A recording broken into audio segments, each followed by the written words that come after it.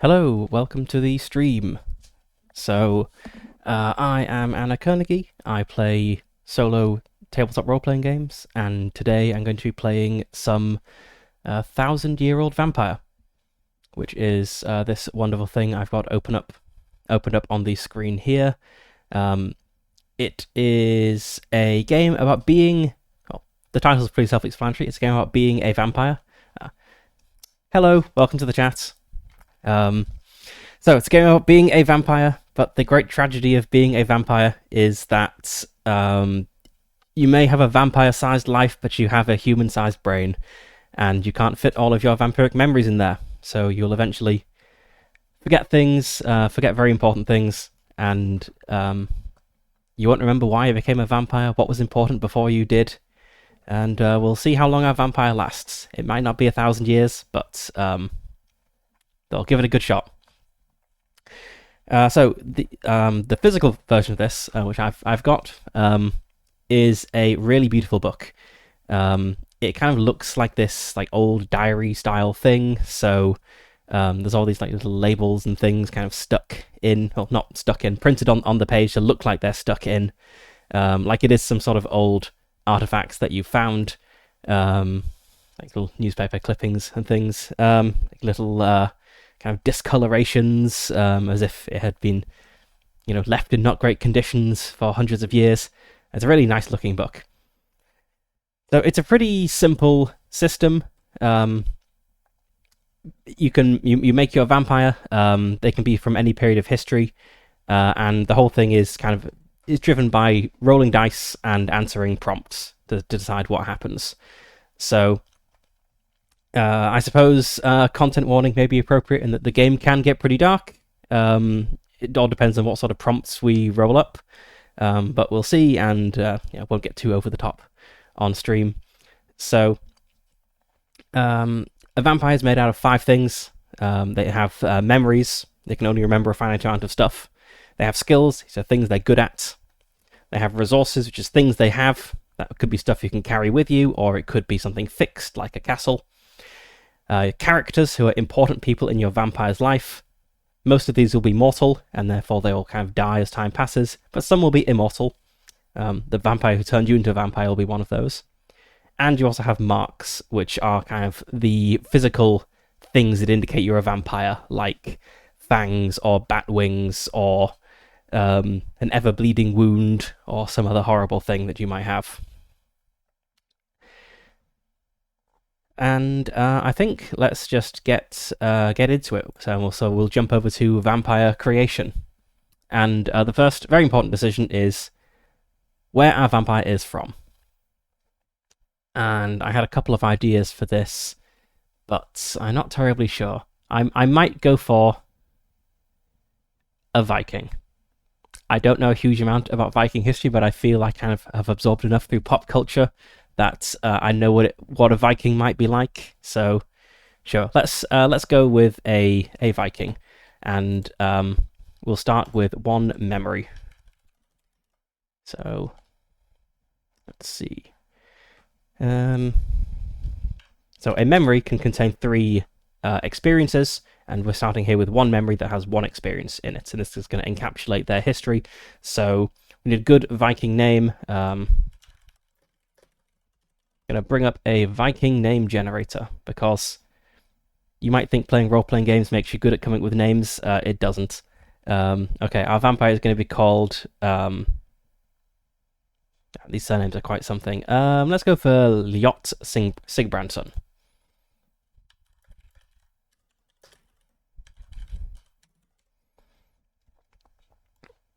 So I am Ljot Sigbrandsson, son of Sigbrand.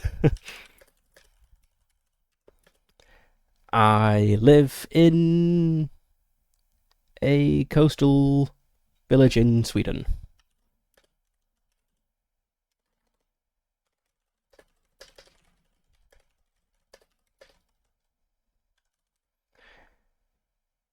We need a kind of rough time period. Let's say the 8th century. Vikings were a big deal back then.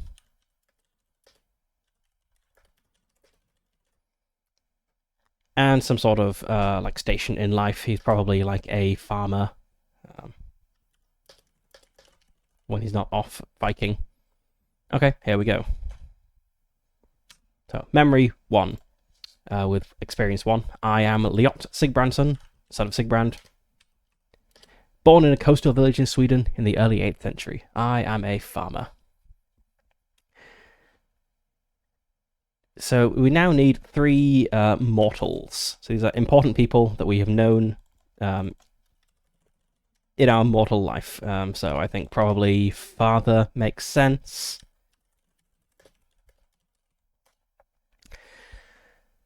I think a love interest can always be interesting because might end up horribly killing them. Such tends to happen with vampires. A good female Viking name. Here we go.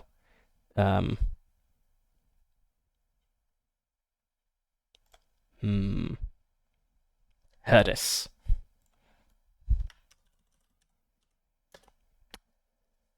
And let's say that she is the daughter of another daughter from another family that we don't really get on with, but a prospective love interest.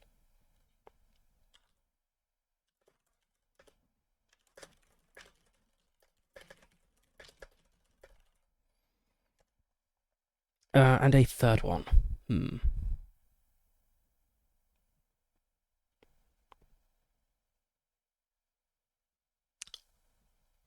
Let's have like a Christian missionary who's come to the area.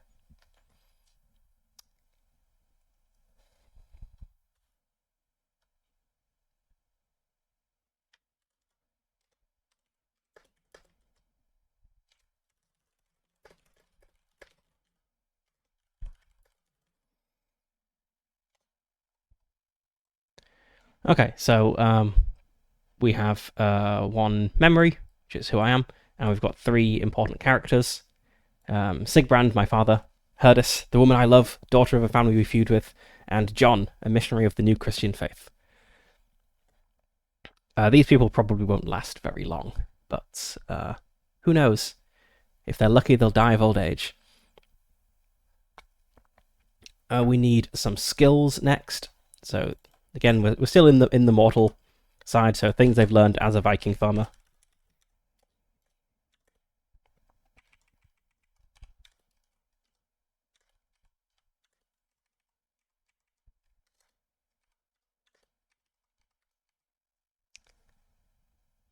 Probably know how to operate a boat.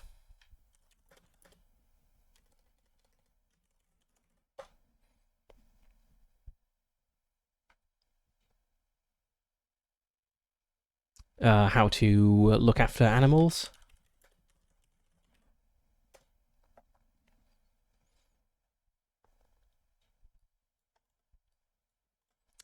And something fighting related. Let's just go for fighting.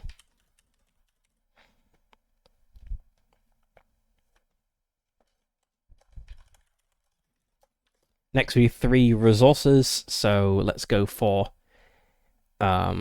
he probably doesn't have his own longship. That seems a pretty valuable thing to have. But he might have like just a little not sure what a little longship is, a short ship. A small boat for like fishing in or something. Like not something that can really like cross the sea or Maybe even go up rivers for just something you can get about with near the coast. So he's got his grandfather's axe that was passed down to him.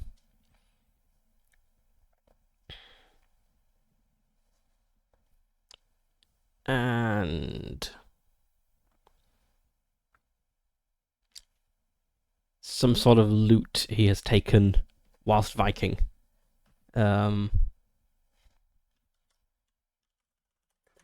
Plundered gold.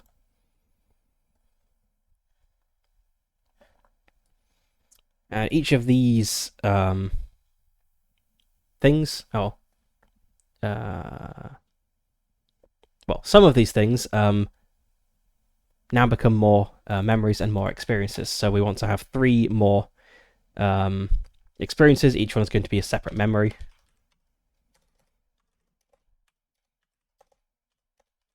And we can only have 5 memories total. A memory will have 3 experiences in it, so we're kind of running out of brain space already, even before we become a vampire, so some of these memories won't last very long. So each of these experiences has to combine 2 of these things we've got, so let's say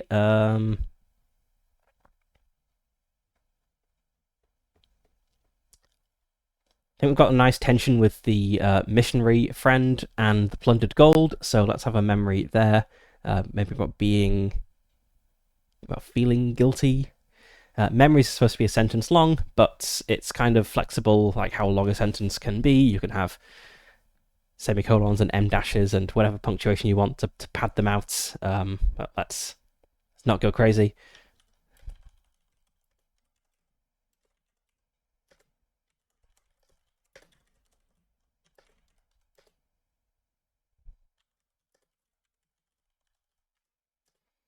So I returned home from Viking with plunder from the monasteries. John saw and disapproved. I hid from John in shame or something.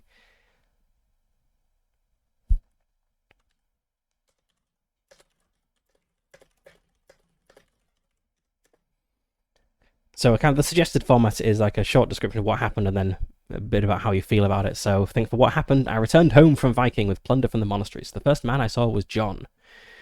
How I feel about this, I think I shied away.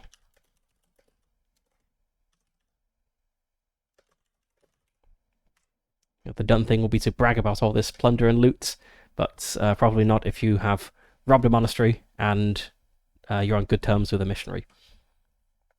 Okay, memory 2.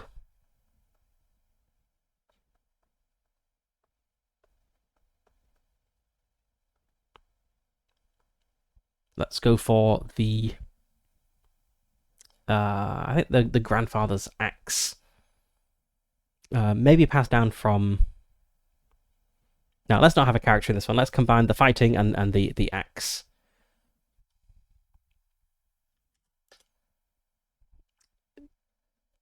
Let's say he was attacked by a wolf.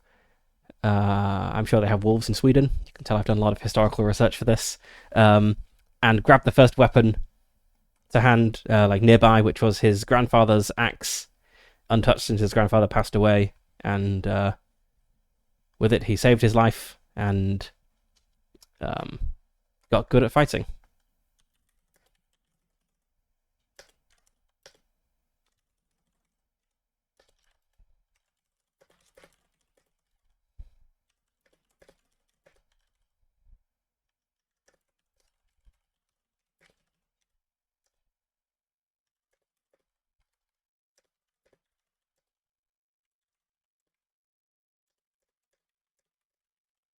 A wolf attacked our livestock. I grabbed the first weapon I could find, my grandfather's axe. I felt his spirit empower me, and I slew the beast.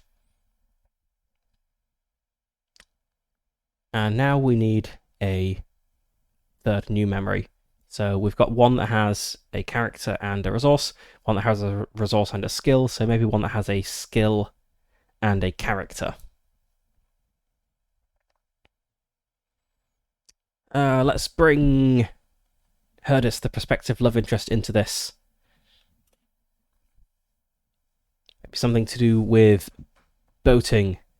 Maybe Lyot was got into boating to show off.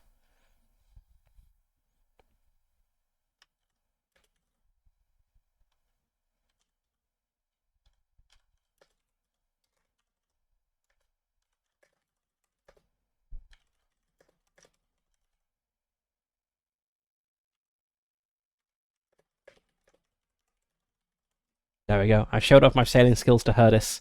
She was unimpressed. I'm not sure whether Herdis kind of reciprocates this love, or if she's just like, oh, Lyot, that loser. And so that's all of our mortal character setup. So next we need the immortal, the vampire that Turn does. Sort of horrible beast.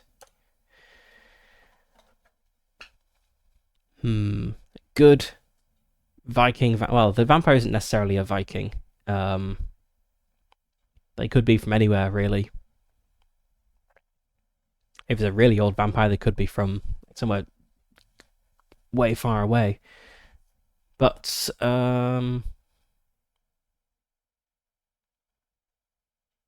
let's say like a leader of a band of mercenaries who has a reputation for being especially bloodthirsty, because he is actually literally bloodthirsty. So we need a good Viking name for this guy.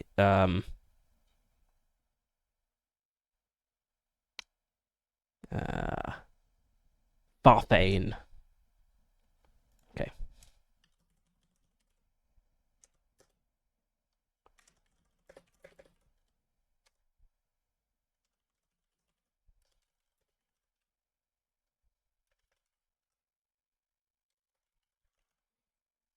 Okay, Farthane, leader of a mercenary band and a vampire. We need a mark, so the thing that indicates we are a vampire.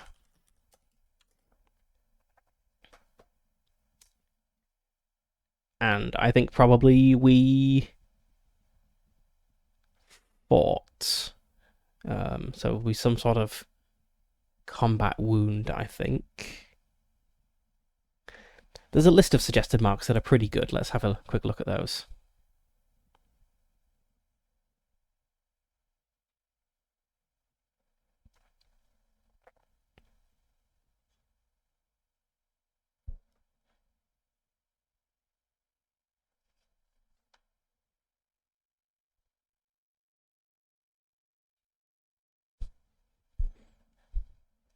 I love a dark hero I cover with tall military hats, but it doesn't really fit the Viking theme, I don't think.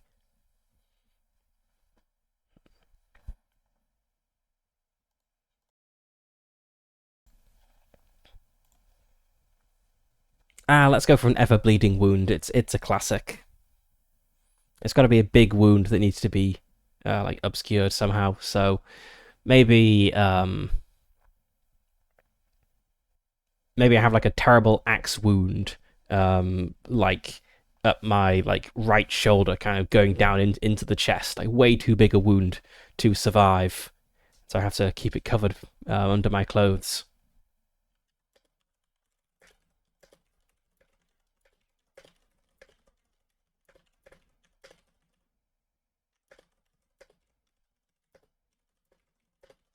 And it always bleeds.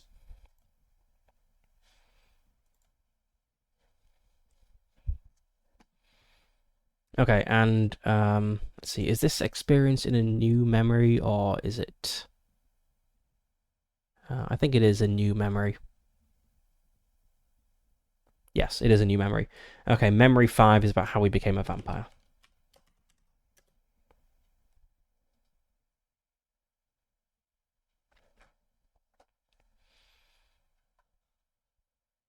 I think maybe this Farthane was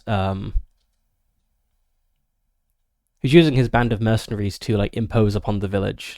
He'd come and demanded food and supplies, and I confronted him, and he cut me down with an axe, but I did not die.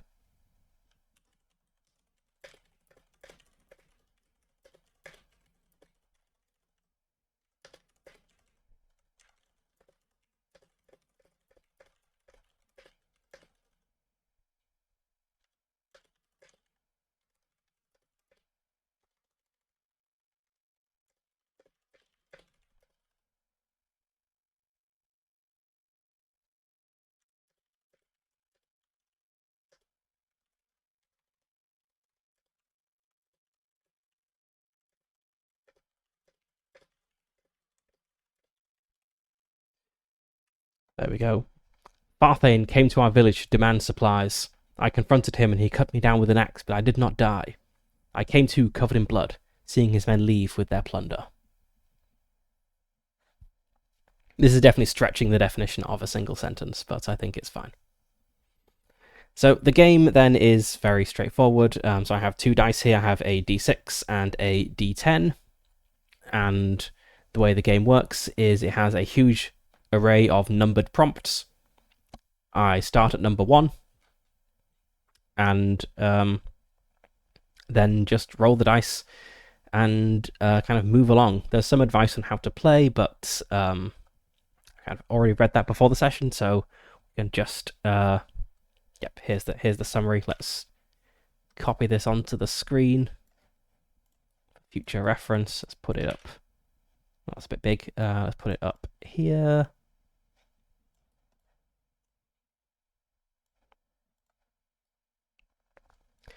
Yeah, so we just keep rolling, and we may die if we run out of resources or skills, or we may live forever if we're very lucky. So we start on prompt 1, and I'm going to need a new space to note down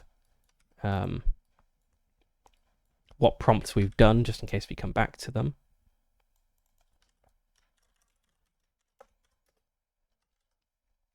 Okay, right, we start on prompt 1.1.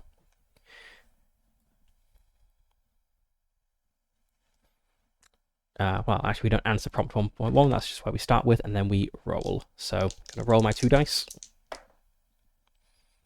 I've got a 10 and a 2, so I subtract the d6, which is 2, from the d10, which is 10, and move forward that many spaces. So I'm moving forward 8 prompts to prompt 9.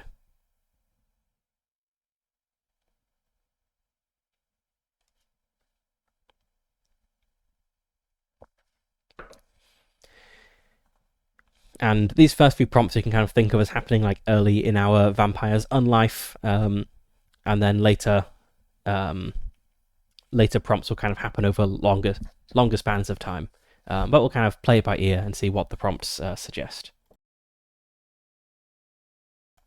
So, you develop a system for feeding. What is it?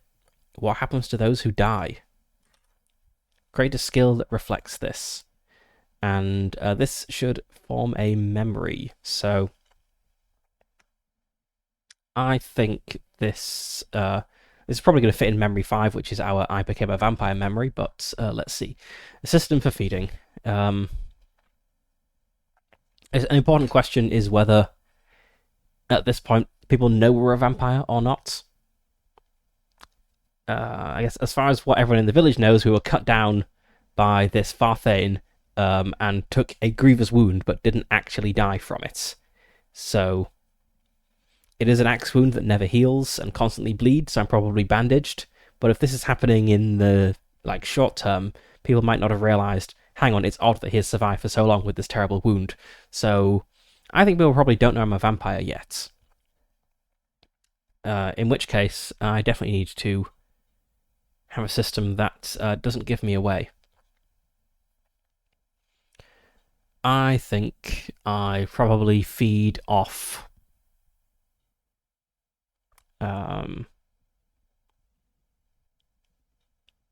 livestock, actually. I think I feed off livestock, and I kind of try to keep it to a level that it looks like possibly poaching or like attacks by wild animals. Yeah, I disguise it as like things being attacked by wolves or taken by poachers. So a skill I get from this is probably sneaking. And I'm going to put this in memory 5, so a new experience in this memory. And it is going to be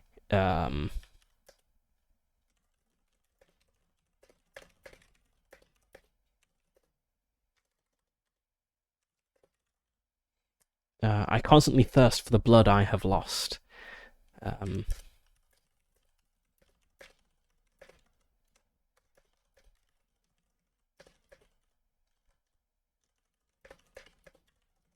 taken to feeding on the livestock and disguising it as poachers.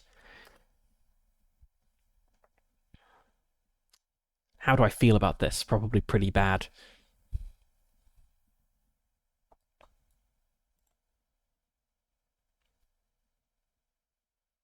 This thirst sickens me, sure.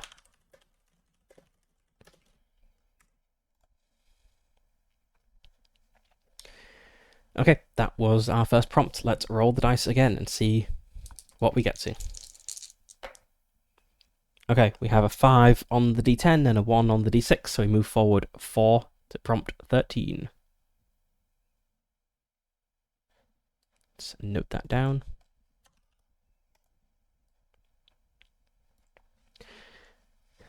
Okay, so time has passed here. Generations of the same family serve you. This line starts from any living mortal character or from the descendants of a dead mortal character. What bizarre rituals do they tie to their servitude? Lose a resource and create a Servitors of the Lineage resource.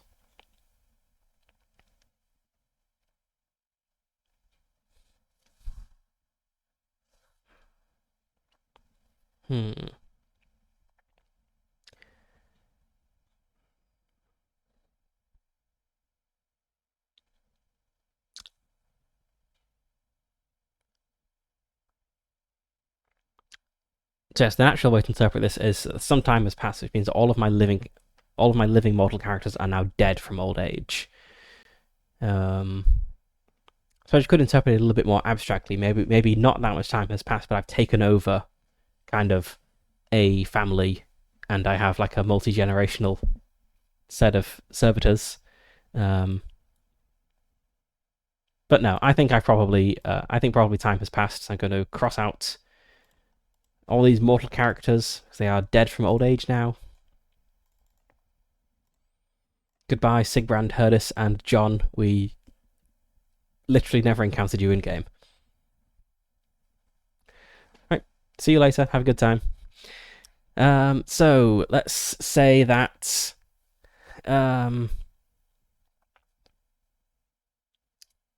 let's say it is Herdis's family. I've somehow taken over her family over time, and they now serve us. And what rituals do they tie to their service?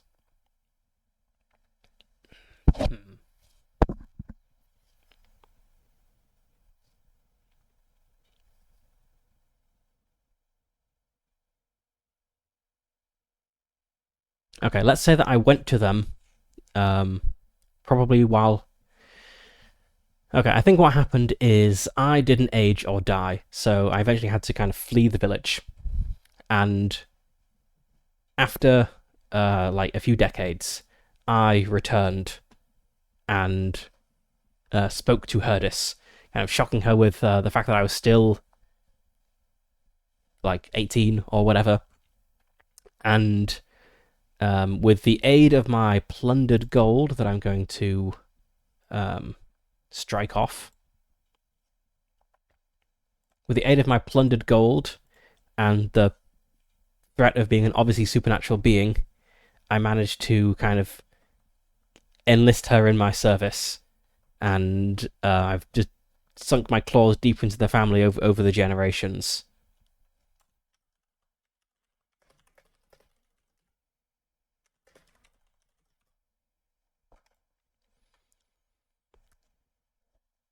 So let's put this in memory 4, which is our Herdis memory.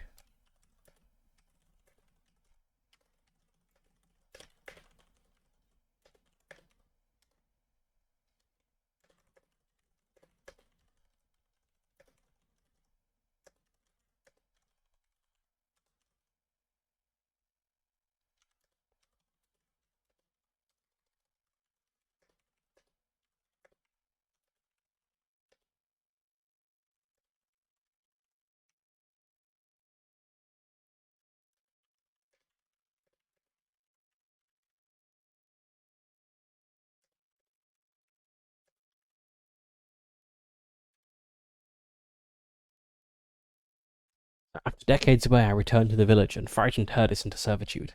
Her family have kept me secret for generations.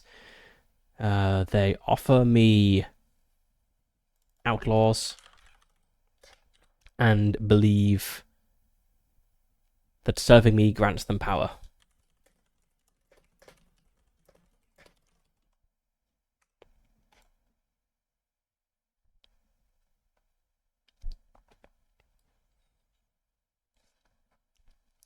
let's move on to the next one. That's a 6 on the D10 and a 3 on the D6, so moving ahead 3 prompts. To prompt 16.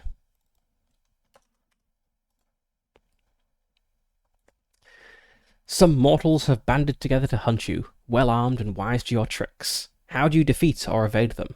Create a mortal hunter related to one of your character's checked skills. Check a skill. I do not have a skill that is already checked. Let me just see what that says.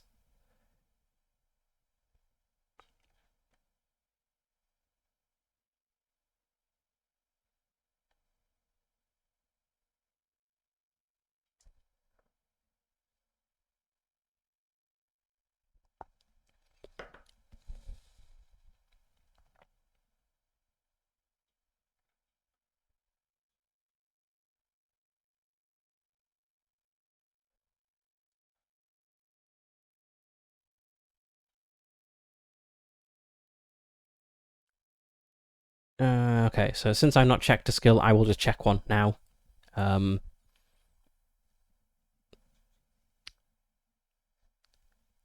So, sneaking makes sense to check because that's how I'm kind of keeping my secret.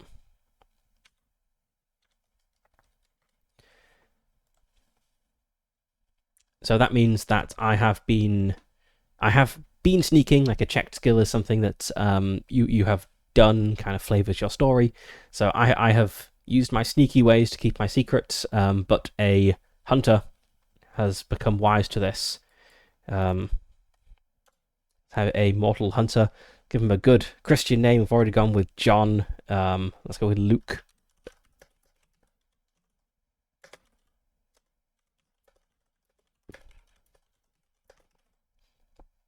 He's a vampire hunter who is wise to my sneaky ways. And I think I'll evade this person rather than defeat him. I think it's more interesting to have a vampire hunter on our tail who may show up later. So I need to check another skill to indicate how I got away from this person.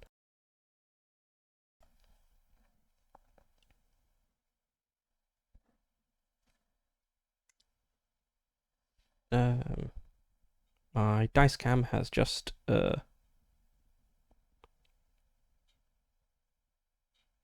disappeared. One moment.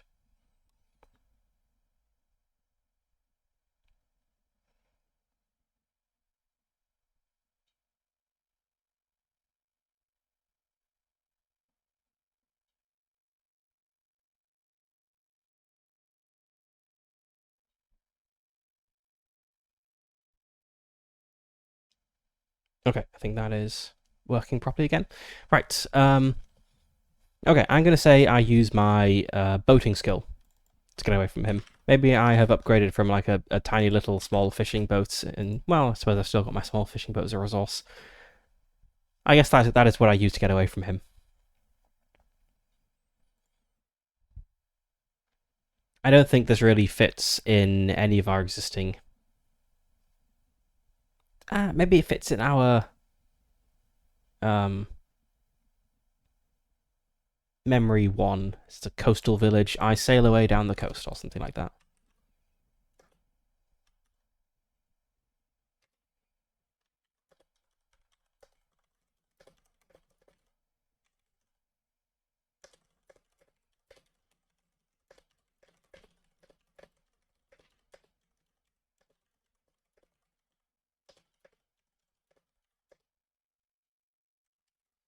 A hunter arrives in the village, sure of my presence. In the dead of night, I sail down the coast and evade his grasp.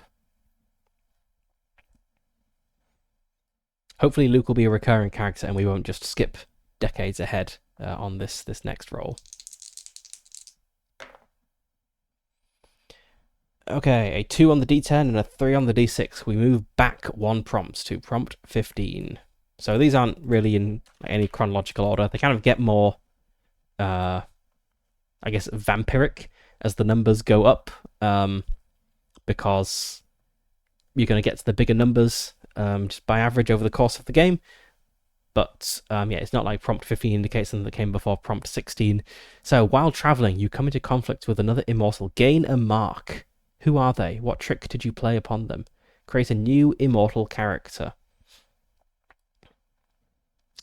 Maybe while fleeing from Luke the Vampire Hunter, we stumble upon the lair of another vampire. And they don't really like us showing up in their space. I think it's kind of interesting if this is like a really old vampire, one that maybe doesn't even have a name, it's just kind of forgotten its identity entirely. Um,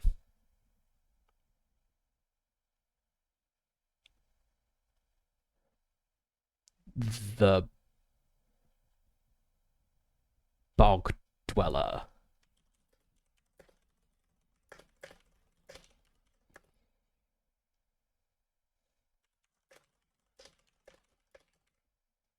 The Bog Dweller, an ancient being more beast now than man. And I'm going to gain a mark from it, some everlasting thing from our conflicts.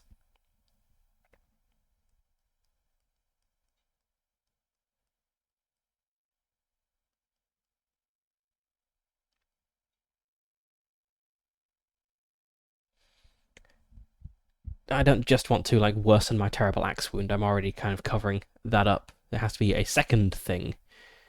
So Bog Dweller sounds like a very diseased person. Maybe some sort of like horrible skin condition or something.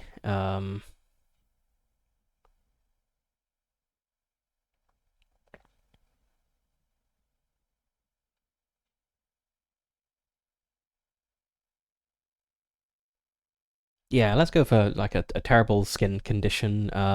Maybe on my right arm. Why not?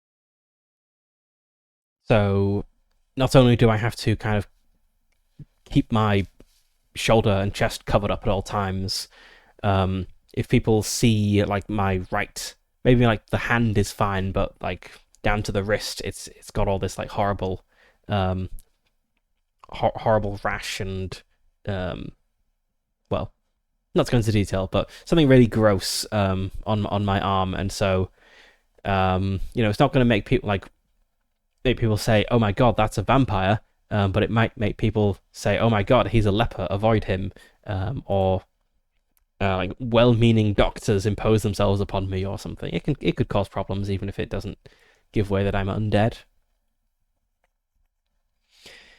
Um, and this naturally fits in memory one. After the hunter, and this is our third experience in memory one. So memory one is now full. We cannot add anything new to this. We may end up forgetting it.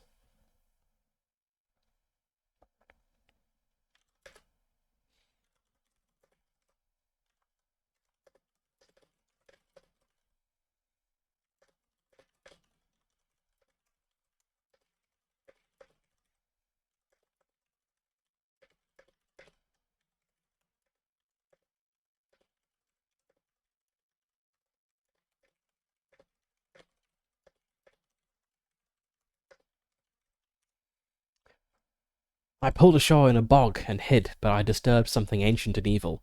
We fought, and I escaped to sea again. Will I become like this, an unreasoning thing?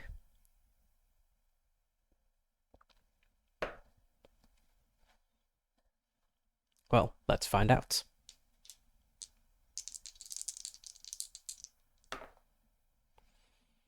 It was a 10 on the d10 and a 2 on the d6. We're jumping forward 8 prompts.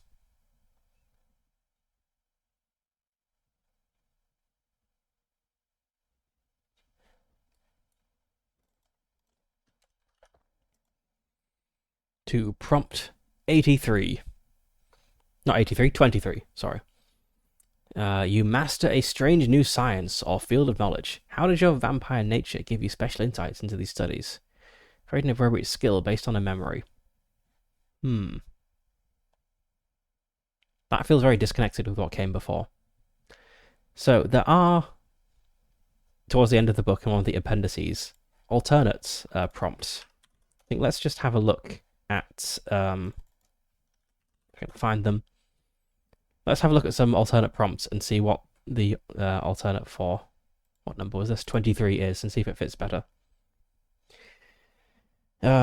So our alternate is, you are surprised that being in the presence of a particular expression of religious belief causes you discomfort.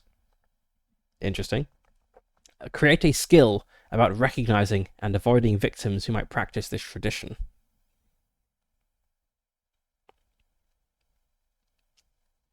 This is the classic vampires being repelled by, crucifixes and the host and holy water and so on. I've got to take this. This is classic vampire stuff. Maybe it stems from a feeling of guilt over John. Where is John? Yes, I have my John memory. Let's add this here.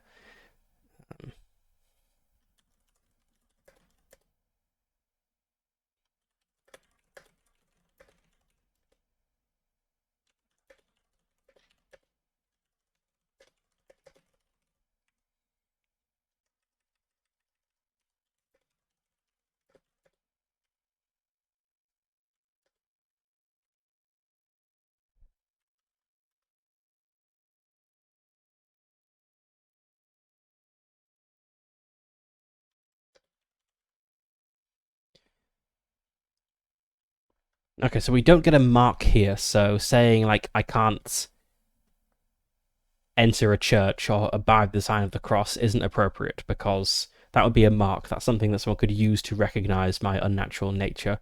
So I think it just causes discomfort, as the prompt says.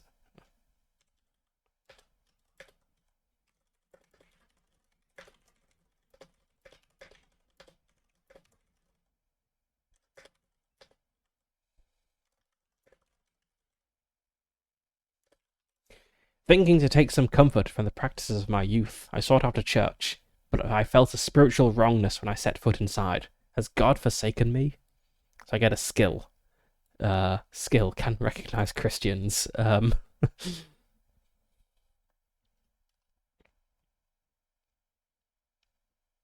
Sure, I guess. So maybe it's a supernatural ability to recognize them.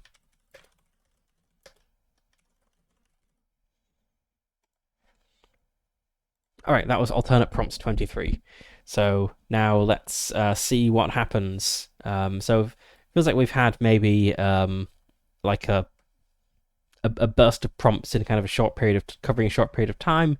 The arrival of this hunter fleeing down the coast, fighting something else, escaping further elsewhere, and then having this bad experience in the church. So maybe some time will pass with the next prompt.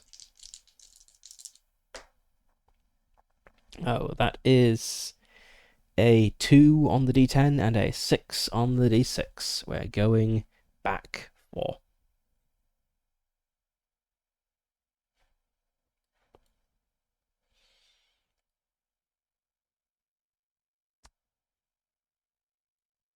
Okay. 2 friendly characters become embroiled in a conflict. Become involved and check a skill. Create up to 2 characters if needed. How do you profit? Gain a resource. I don't have any friendly characters, so I need to make some friends. So let's say some time has passed. I've kind of introduced myself into the society in this place where I live now. Maybe it's like a small town or something, kind of large enough that I'm semi-anonymous. Let's.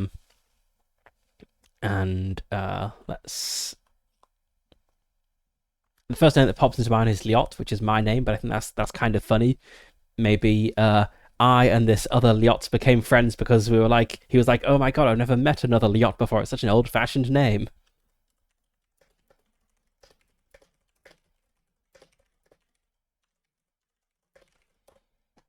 Let's go for Liot and Halar. Um,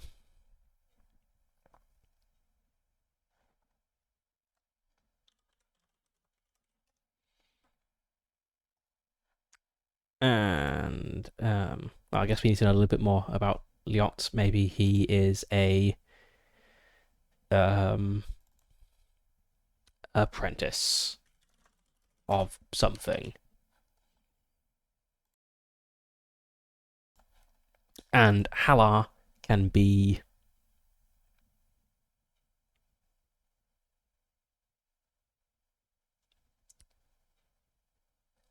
let's say that Liot is a smith's apprentice, and Halar is a merchant's apprentice.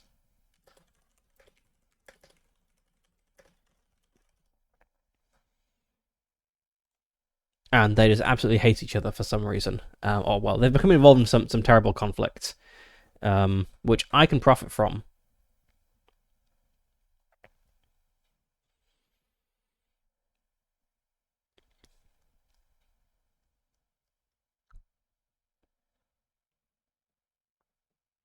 I mean, people have often thought badly of merchants because they're kind of, these people who come from outside and aren't really sensitive to the economic conditions in the settlement they're in. Um, Understandable, because merchants are thinking about what they can buy and sell elsewhere, but from the perspective of someone in like a small settlement, a merchant might be like scamming them or something. So maybe some sort of like price conflict was the root of this, like over the smith's work. um and I need to use a skill to deal with this. My options are animal husbandry, fighting, and the ability to recognize Christians. That last one doesn't seem very relevant here. Um, Animal husbandry, not really either. If Liot is a smith's apprentice and Halar is a merchant's apprentice, not many animals involved in this conflict. So that leaves fighting. I get involved in this conflict violently.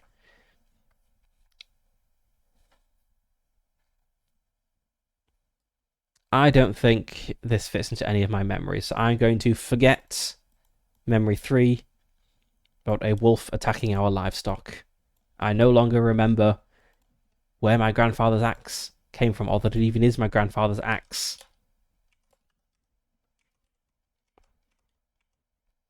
I just have this axe. I've had it for a long time.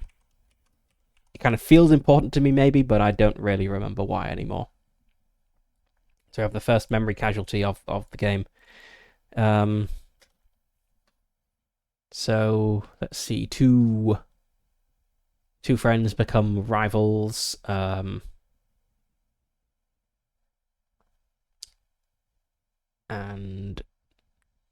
so I can intervene with force, but how do I profit from this?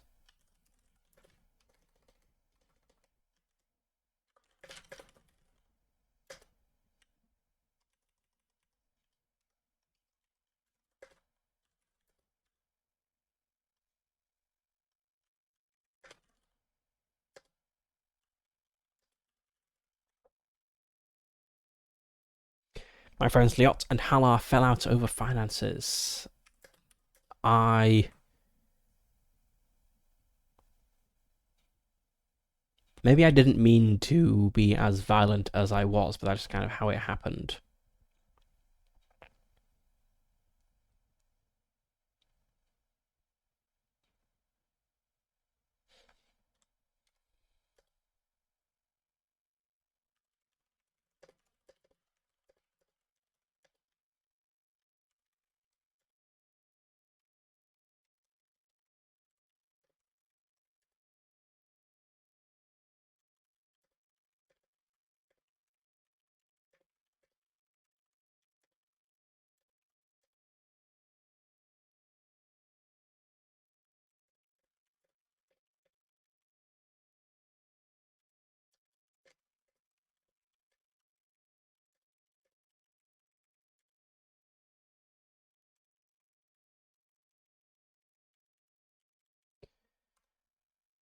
There we go.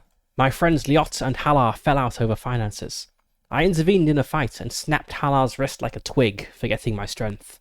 They both serve me now out of fear. I have lost my friends, but gained assistance.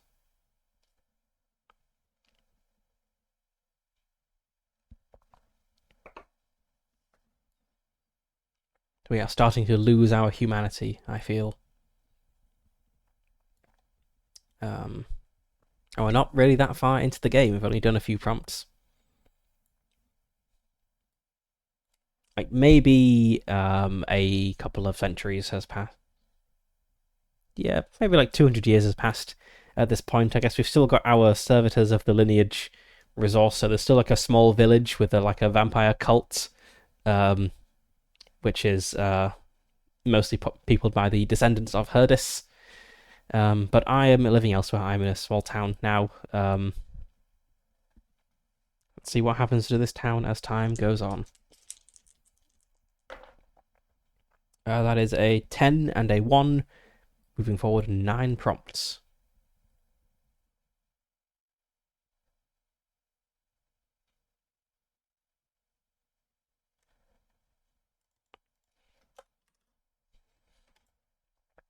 A long-dead mortal character returns.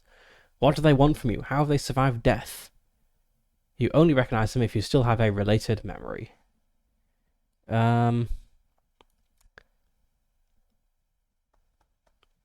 I feel this doesn't really make sense. Well, my only long-dead mortal characters have been dead for 100, 150 years at this point. So if they came back, it would be as an immortal. Which I'm not so sure about. Let's check the alternate prompt for 28.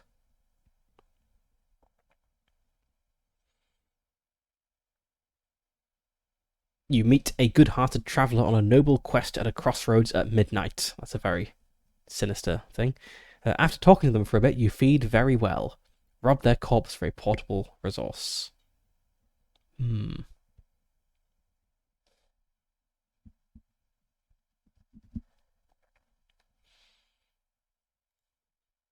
Not feeling super inspired by either of these. I think I'll just re-roll that. So we were on prompt 19. So that's part of the freedom of solo games. You can just ignore the rules whenever you want. That's a 5 and a 5. A 0. So we stay on the same prompts. We move down to the second one. So that you scheme while your friends make war on one another. Manipulate the conflict to destroy any character. Any character.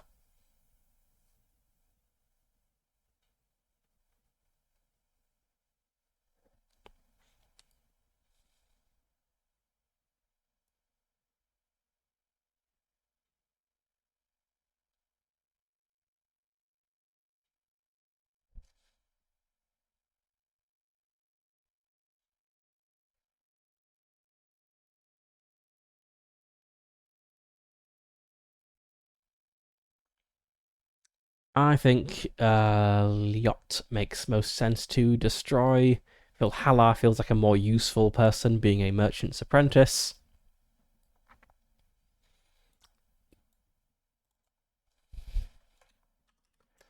So I think if this started out as like a argument about prices or money or something, I just kind of compel Liot through fear to basically agree to everything Halar says, and this ends up kind of ruining Liot fully because I feel that I will get more use out of Halar. And I think time's going to pass here. I think they're not going to be apprentices at the end, so let's just knock that off. They're just an apprentice and a merchant.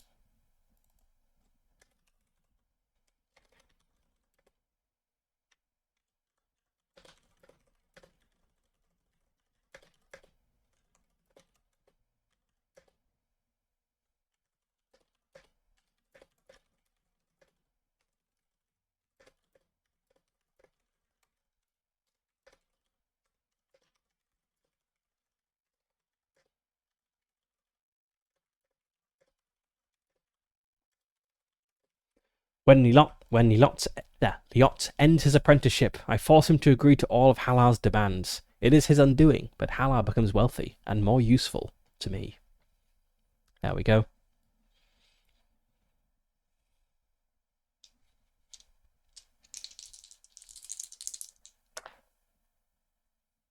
That is a 10 and a 5, moving forward to prompt 24.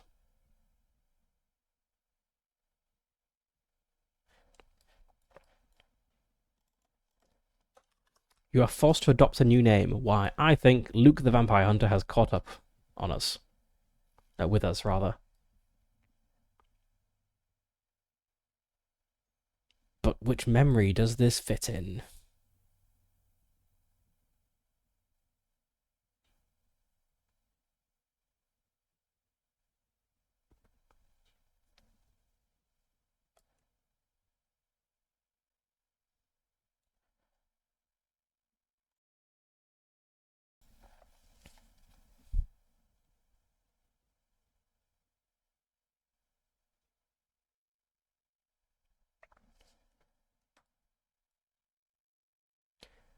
I think I'm going to move memory 4, which is about Herdis's family, to my diary.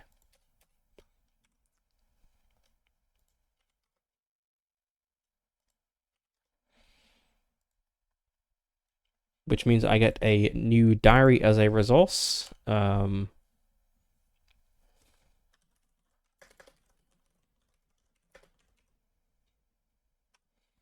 It's got a nice leather-bound tome. So my memory of Herdis is in there. That means if I lose this diary, I've totally forgotten Herdis, and I've also totally forgotten the fact that her family serves me in this small village. But I've not lost the diary yet, so we're still okay. That means memory 4 is going to be about adopting a new name.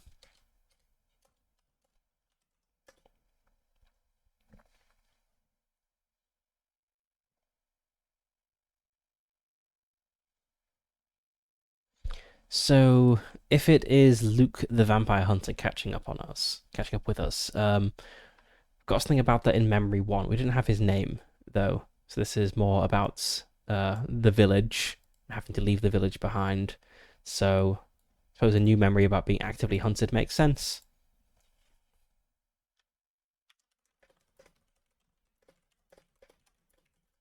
Luke is an old man at this point because decades have passed. And he was presumably not super young if he was a vampire hunter when we first encountered him.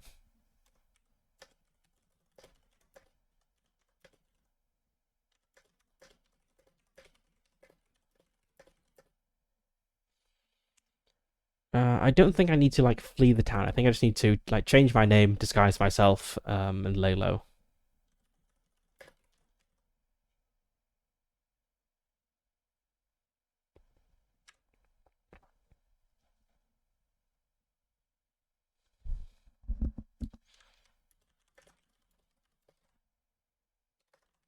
There we go. Luke the Hunter, now an old man, catches up with me. I have to change my name and disguise myself to avoid his grasp. If he's an old man now, he is probably going to die of old age soon.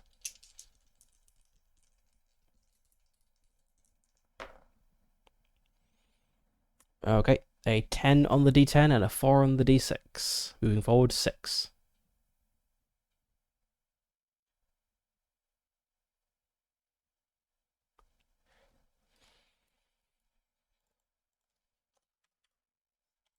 What social mores have you forgotten? Lose a checked skill.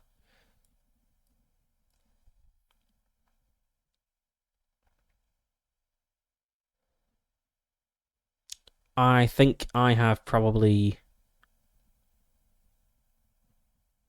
forgotten how to boat after decades in a small town, presumably not really getting around by boat.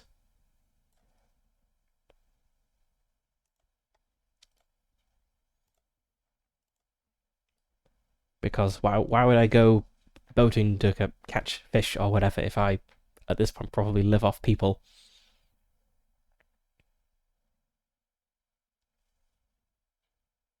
Maybe I'm not just losing my boating, maybe I'm, losing touch with like the common working people. So like I wouldn't even fit in if I went down to the dock anymore. Like my mannerisms are those of like 200 years ago at this point.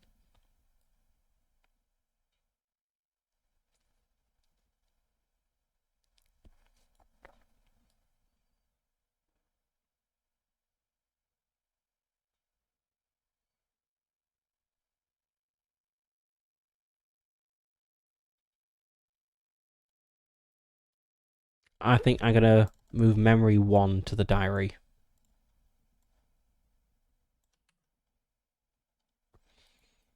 So let's just double check that a diary can in fact have multiple memories. I'm pretty sure it can, but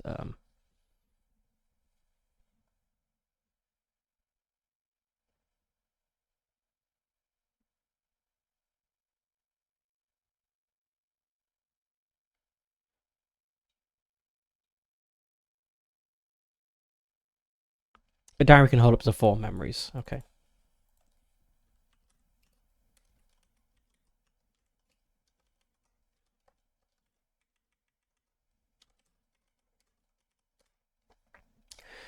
Okay, so by moving that memory into a diary, I no longer remember my original name. I have to look it up in a diary to see what it is. Similarly, I don't really remember the origin of this vampire hunter who's been dogging my heels. I just know that he's been following me for decades. I also forgotten that the bog dweller. They might come up again, but they feel like a kind of minor character. But it does mean I don't really remember the origin of this rash anymore.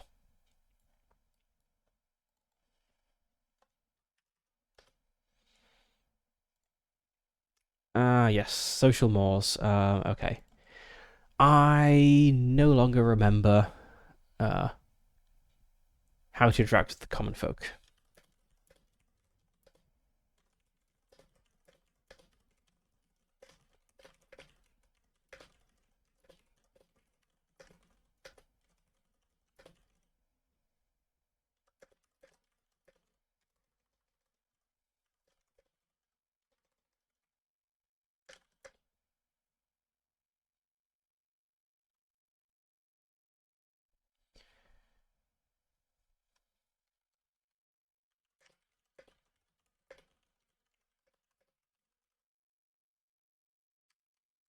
I no longer remember how to interact with the common folk. My habits are centuries old. I avoid the docks to avoid drawing attention to myself. I think it makes sense to cross out my boats as well. The prompt doesn't say I lose a resource, but if I've forgotten how to boat, I don't need a boat.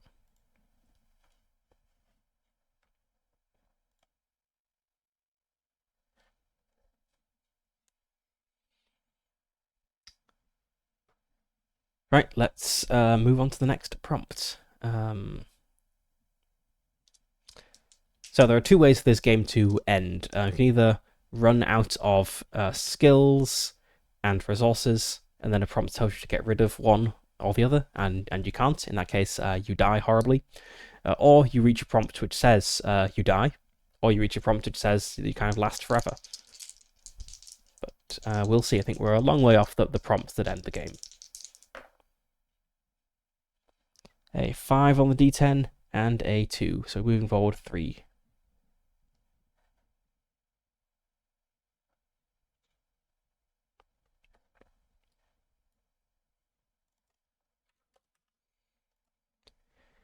You know where the old things are. Create a resource and make an enemy character into a friend. I just said the bog dweller is a minor character, but they're an old thing. Yeah, let's bring the bog dweller back. My memory of the conflicts with the bog dweller is in my diary, so it's not quite so fresh. The bog dweller has possibly also forgotten who I am, although I imagine there's not really much to. occupy the mind in a bog. But maybe I'm like looking at my diary and I come across this again, and I think, maybe I could go and like forge an alliance with the bog dweller, just in case. Um, oh, sorry, I need to cross out Lyot as well, as he was destroyed by an earlier prompt. So there's other advantages, other things I could possibly change are Farthane or Luke the Vampire Hunter. Halar isn't really the enemy, he's already kind of a servitor. Luke, I feel, is probably not a useful character to have as a friend, because he is old at this point and will die soon. And it doesn't say I can turn him into an immortal. Farthane, I suppose he could fit, possibly. He's presumably not still leading a mercenary band at this point. I'm gonna stick with my gut. Let's go for the Bog Dweller. Let's just note down that in the character description, the Bog Dweller, an ancient being, more beast now than man, and my friend. What resource do I get from the Bog Dweller?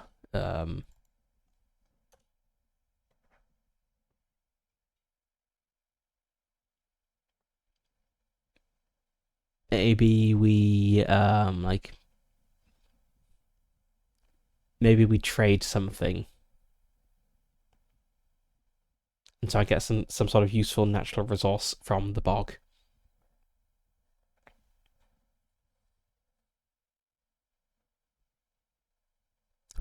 Rare herbs are always useful. Rare bog herbs, okay.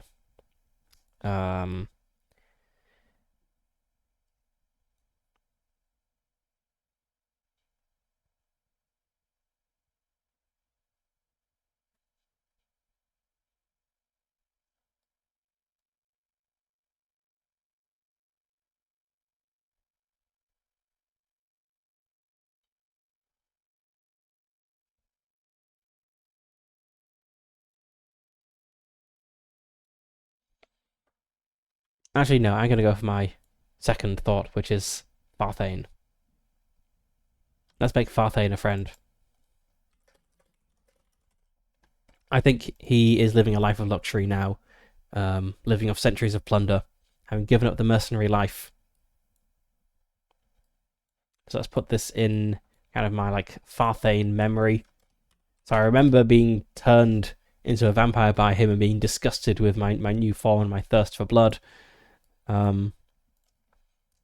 But I feel the outrage of that has maybe lessened over time. I kind of come to accept what I am. Maybe I even enjoy it.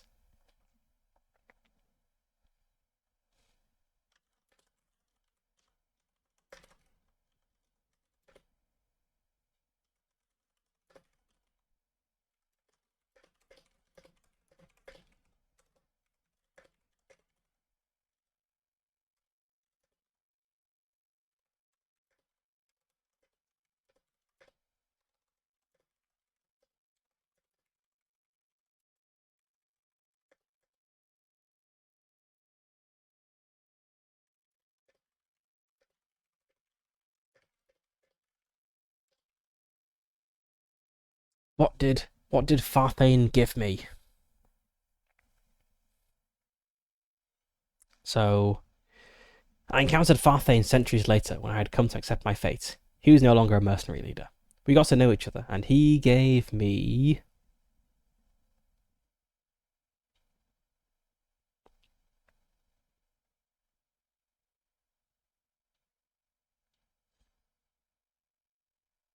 treasure. That's kind of an obvious thing. Some sort of weapon, perhaps. I already have a weapon. He gave me a small portion of his loot.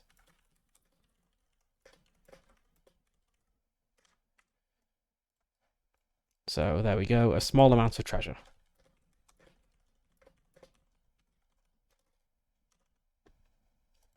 Maybe he's just kind of throwing it around like he doesn't care because he's amassed enough over the centuries that he's basically rich forever. At least until inflation starts to kick in.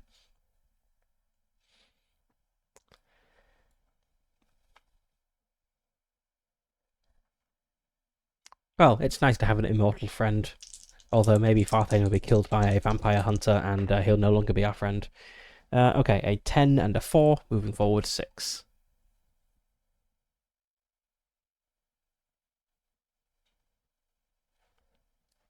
Uh-oh.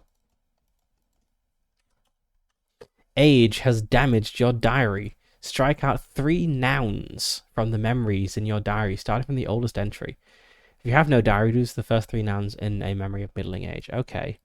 Well, the oldest entry in our diary is showing off my sailing skills to Herdis. Strike out 3 nouns. Okay.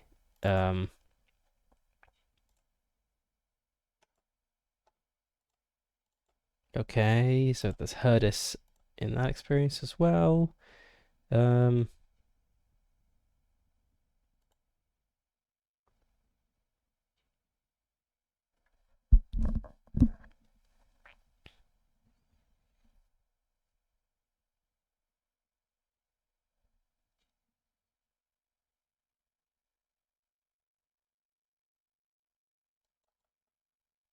Guess we'll get rid of outlaws here as well. Okay, so striked out some nouns from the first entry in our diary, which is 2 experiences. So I showed off my sailing skills to someone. She was unimpressed.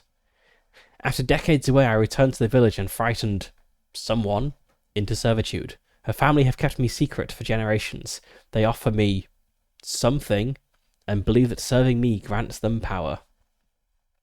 Okay, so I know there is someone in the there was once someone in the village who was important to me, and there was once a family in the village who was important to me. I don't know if they're the same. If the person is from that family, I don't know what deal I had with the family.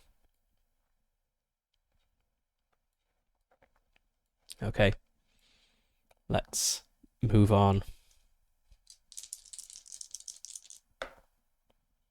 A 5 and a 2, moving forward 3.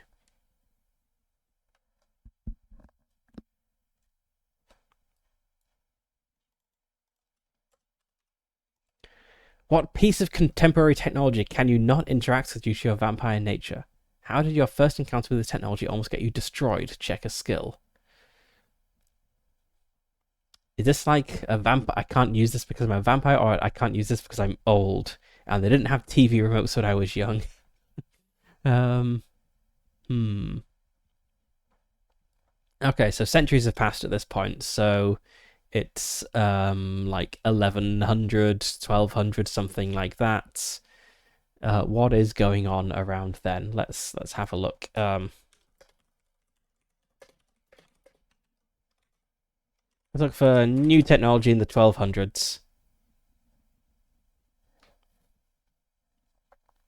Ah, the flying buttress. I think probably not. Magnetic compass, early mechanical clocks, improved water and windmills, the developments of gunpowder weaponry and spectacles. Okay, there's something I can't use because I'm a vampire, though.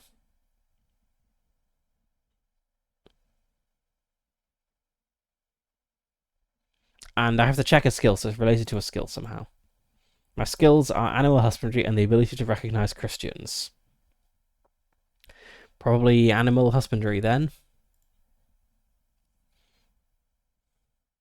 Advancements in agriculture, I guess that kind of fits.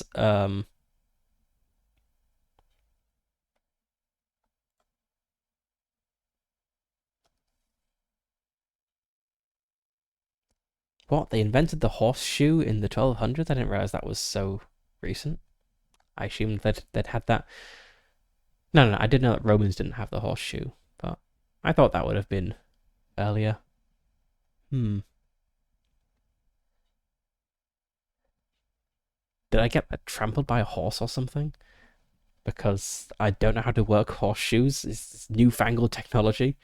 Okay, let's look at alternate prompt 42.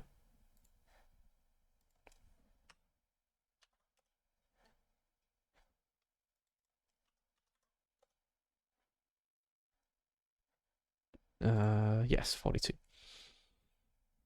You discover an immortal and are immediately smitten, creating an immortal character.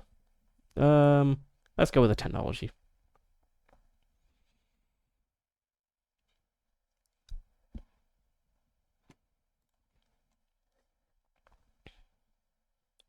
Hmm.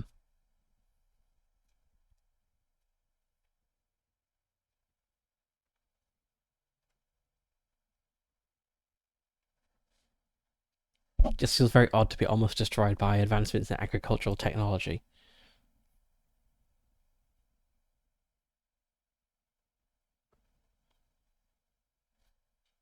But it is kind of funny getting almost trampled by a horse because I didn't realize horseshoes had been invented. Um, sure, let's go with that. I know. Being kicked by a horseshoe is surely much worse than just being kicked by a shoeless horse. So um, maybe I was like working with a shoed horse, and it kicked me in the head, nearly killing me. Um, because I don't know how to keep up with this newfangled technology. I guess this maybe fits in memory one about habits being centuries old.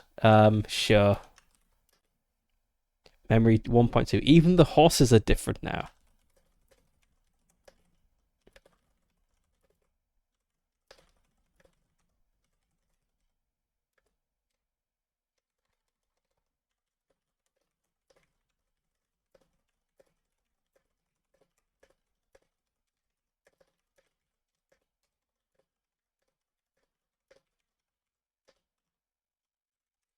Even the horses are different now. One with these newfangled shoes almost caved in my skull. I can't keep up with modern trends. There we go.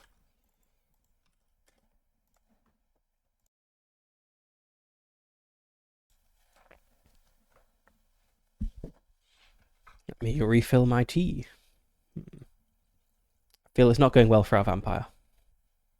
He's got like old man level of technological ineptitude. And he's only like 300. That's a way off 1,000.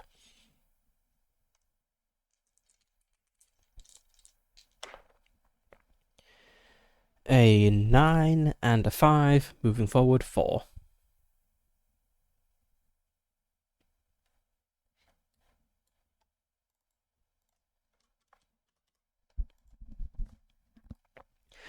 You are exposed and flee to a far off land. Convert any stationary resources to a new resource representing portable cash or treasure. What name do you travel under? What profession do you claim when you come to rest? Okay, I guess my only stationary resource is the servitors of the lineage, and I've actually totally forgotten about these people now. Well, not totally. I know they exist somewhere. I suppose I won't do anything with them. Maybe I will come back to this small village with this vampire cult one day, but I don't think I'll get money out of them. My other resources are all portable, so I'm exposed and flee. Is this the last gasp of Luke the Hunter? He's probably dead of old age at this point. Let's cross him out. Maybe he published a book about his vampire hunting exploits.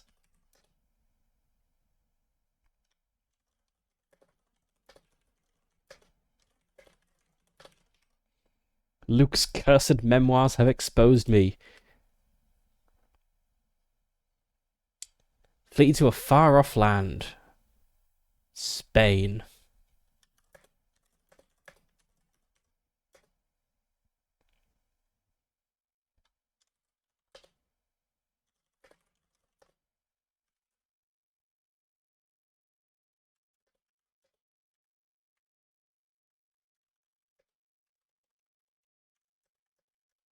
Right, what sort of profession could I reasonably do? So, I'm good at. Well, I can kind of work with animals, although horseshoes, I don't really understand. Those are a bit recent for me.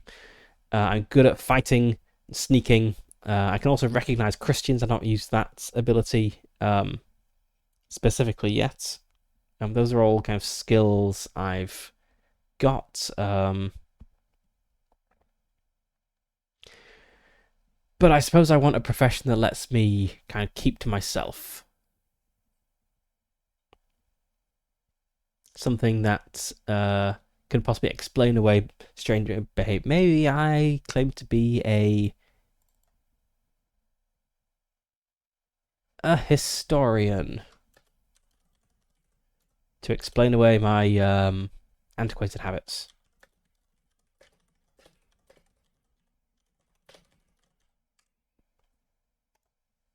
And so in Spain, I'll just be the eccentric Swedish historian.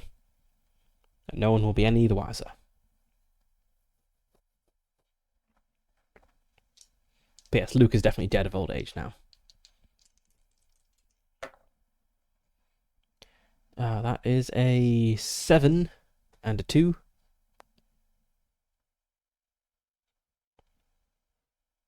Move forward 5 to prompt 51. I'm going to check how many prompts there are. I don't remember. There's definitely a lot. Okay, there are 80 prompts, so actually kind of like over halfway through the game at this point. Assuming I make it to the end, that is. I might still die. Though I do have a good number of skills and resources, so I think I'm not like in danger of dying anytime soon. But if we are about halfway through, we're about halfway through the stream as well, so that's lining up quite nicely. Okay. When you hunger too much, you become a hunting creature bereft of intellect. Lose a random experience from a memory somewhere in the middle of your memory list. Ooh, okay. Let's just roll for it. How many have I got?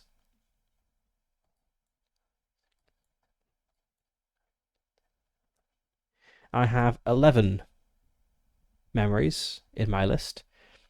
Sadly, I don't have an 11-sided die ready to go. I'll just roll my d10. Actually, let's see. Do I have a d20 handy?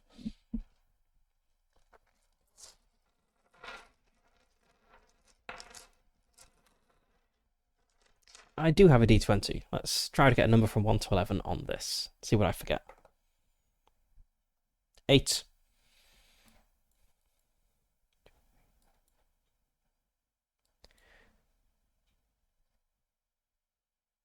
Huh. I lose the memory I've just gained. That doesn't make sense. Let's go for a different one.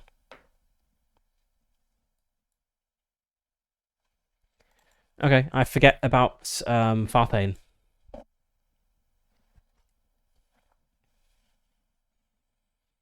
Or rather, I forget about kind of befriending him.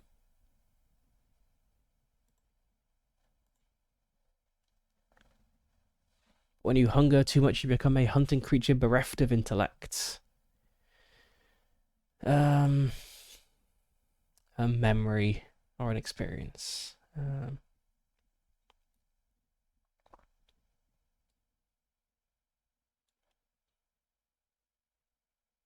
Let's put it in.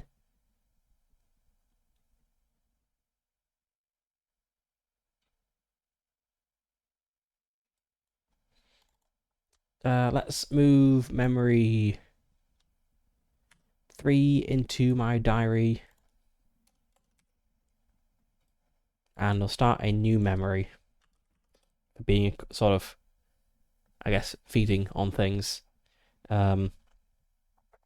And so the experience here is going to be, that's pretty much what the prompt says.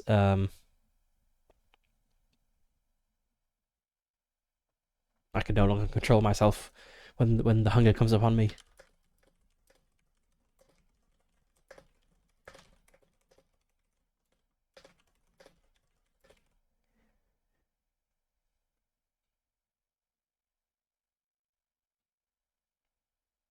Let's make this a little grim. I'm now killing and eating children. Oh, I killed and ate a child.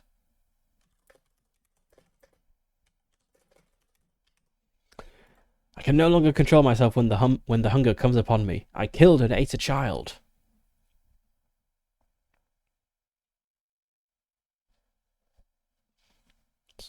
get rid of that D20 and see where we go from here.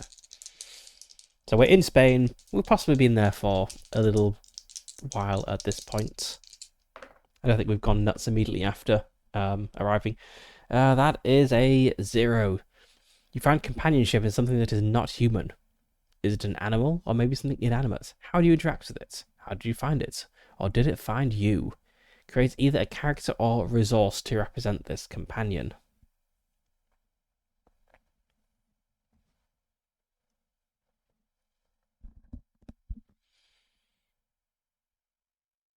I think an animal companion sounds good. That's a pretty classic vampire thing.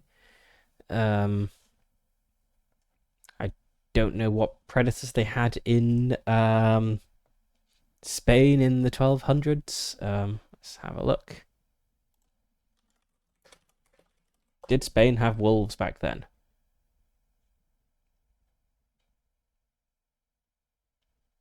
Yep, I guess so. The Iberian wolf.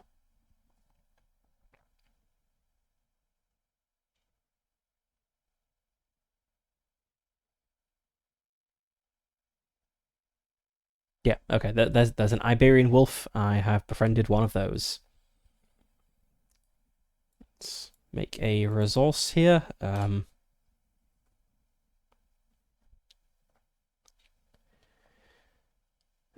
Good wolf name. Oh, let's go for Reynard. Reynard was a fox, but I feel the name also works for a wolf. Reynard the Iberian wolf. It makes sense to add this to the same memory. Maybe I just came to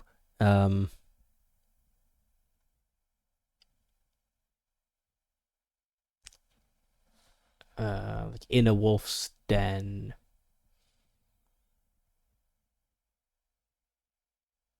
Or the wolf and I kind of formed a bond over the hunt.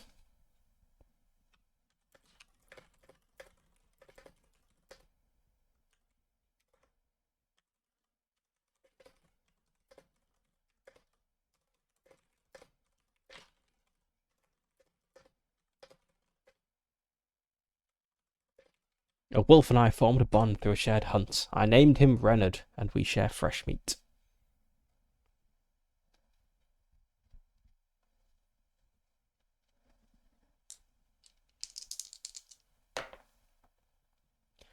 It's a 10 and a 6.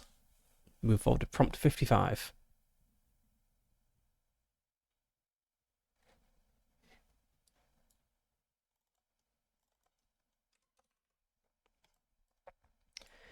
Timeless introspection becomes manifest in creative acts.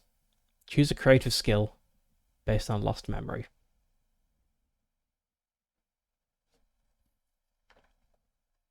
I start to paint or something.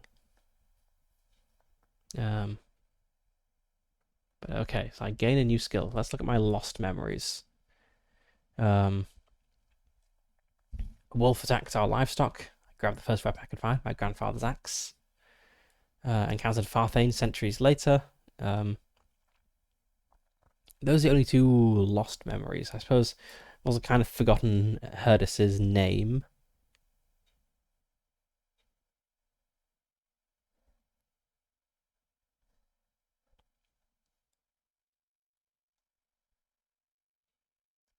Quite like the wolf attacking our livestock because it kind of fits in with the wolf companion thing I've got going on. But I get a creative skill based on it.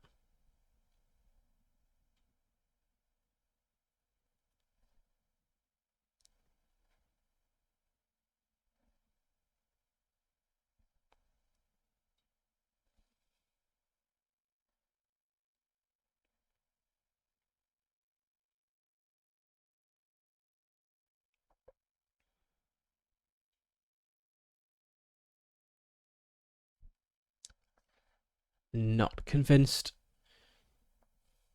Let's look at the alternate prompt.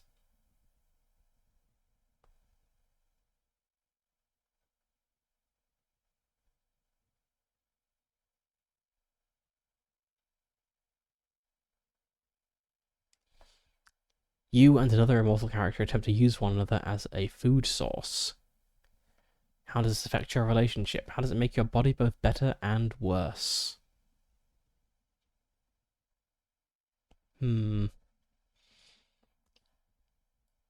already got two immortal characters, and it doesn't feel like either of them would be here in space. So I don't really want to introduce a third. I'm gonna re-roll this one actually. 2, 2. That would be 0 back on prompt 51. Which means we actually move all the way to the third prompt there, because we did the second one. All things end, but apparently not this. A mortal character for whom you hold great affection is unaging. Is it magic? Some form of infection? They still count as a mortal character, but they will never die of old age. Okay, let's add a third memory, a third experience rather, to our wolf memory. So years have passed now at this point.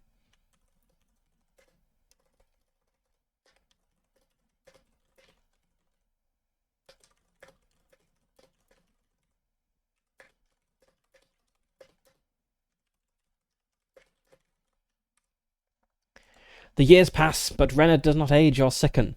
Have I found a companion at last?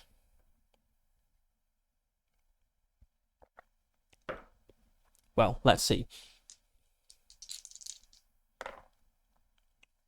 A 3 on the D10 and a 5 on the D6. We go back to prompt 49. What simple, practical skill proves invaluable in your strange existence? How did you learn it? Create a skill. This is a pretty useful memory, a useful experience rather. Let's have a look. So I've already kind of got sneaking, which is checked, which means that I can draw upon sneaking in any experience really. Similarly, my animal husbandry or fighting, they're checks, they're things I kind of do all the time. So it's something other than those. Let's see. Maybe like a language ability. If I've like moved to Spain, presumably they don't speak like 400-year-old Swedish here in Spain. So I must have some ability with languages.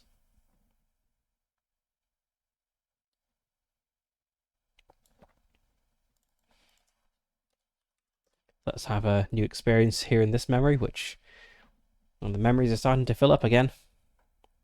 So experience here will be that I seem to have a faculty for languages.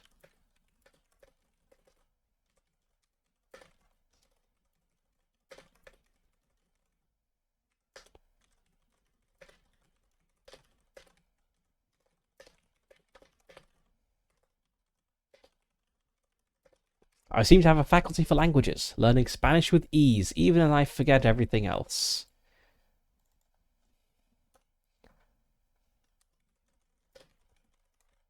So I'm not going to add Spanish as a skill because I don't think it makes sense to be able to like forget Spanish if I'm living in Spain and a prompt tells me to forget a skill. I'm going to go with language learning, which is a bit more generic.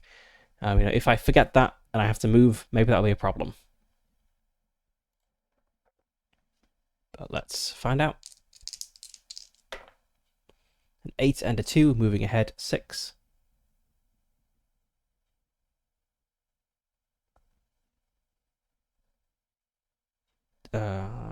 One more. Oh, we're back at this one. Timeless introspection becomes manifesting creative acts. Choose a creative skill based. I still don't have a good loss. Yeah, let's do that again. That was a 0. Sorry, no, a 9. Yeah, a 9 and a 6. Move forward 3. Okay, where were we? We were here at 49. We're on 52. The beauty of the dawn calls you. Create an additional memory slot dedicated to beauty, nature, or peace. Oh, that is very nice.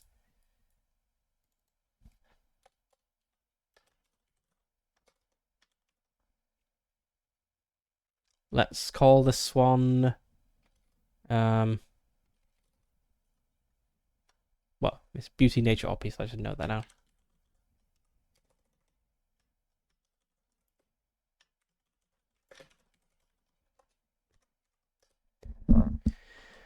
Maybe I sit and watch the sunlight with Reynard, my unaging wolf friend, and I think I may have to, like, eat children to survive, but life is good.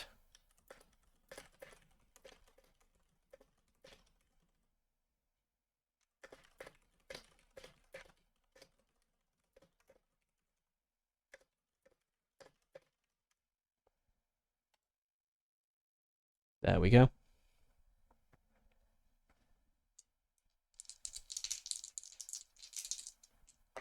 Feel our vampire is kind of accepting their vampire nature. A 3 and a 5. We move back to 50. Oh, that's not good.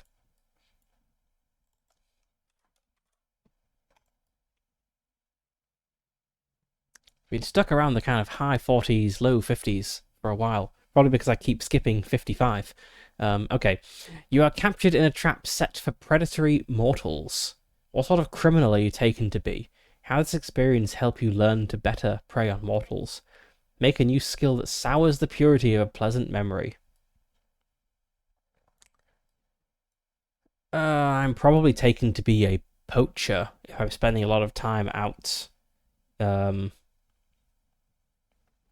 with a wolf.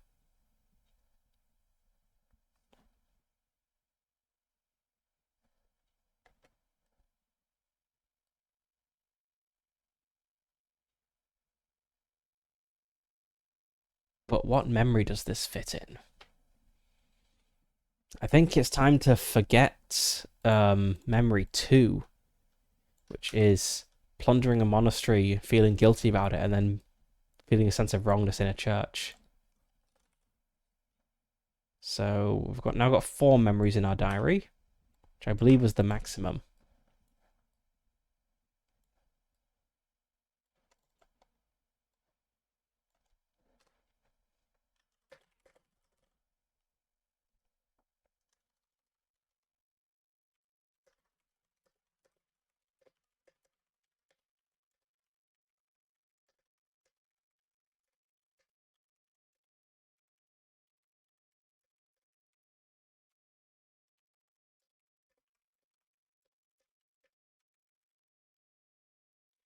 I and Reynard are caught in a trap for poachers. He escapes, but the men come before I can escape.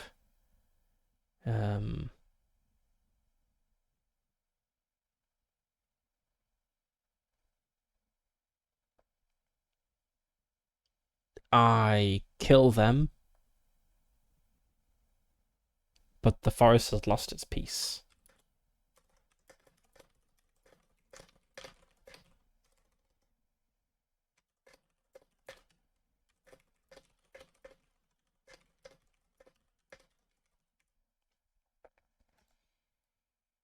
So which memory does this sour?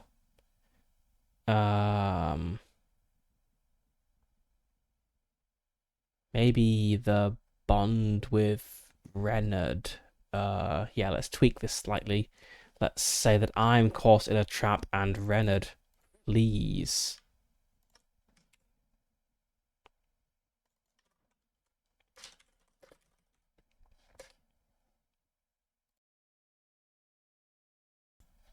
Reynard flees, abandoning me to my fate.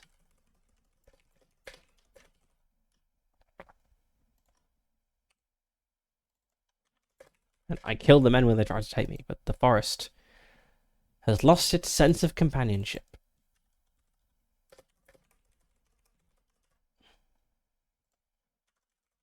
Its peace and sense of companionship. Okay, a skill. Go for like simple traps.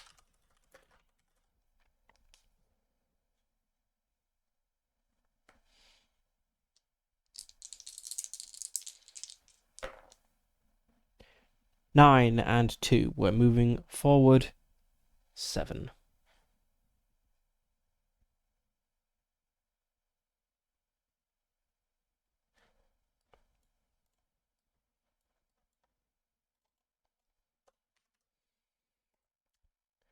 Your knowledge of old things becomes a strength.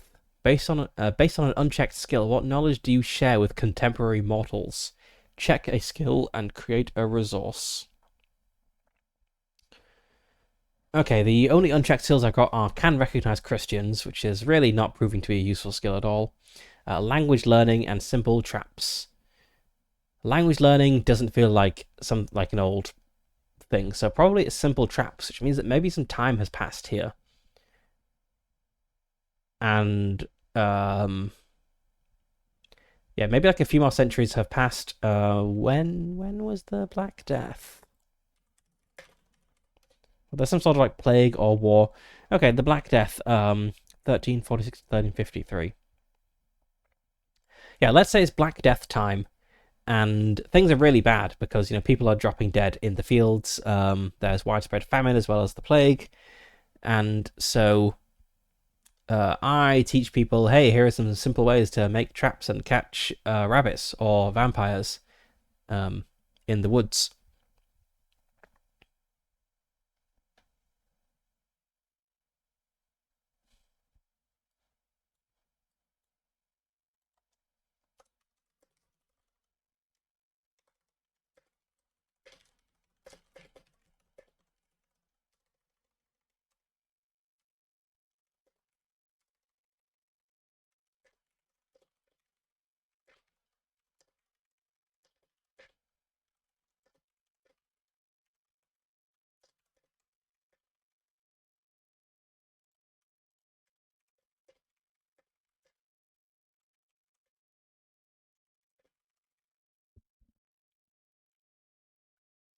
A century passes and a plague ravages the land. Famine follows. I share my knowledge of simple traps so the locals can catch wild animals to eat.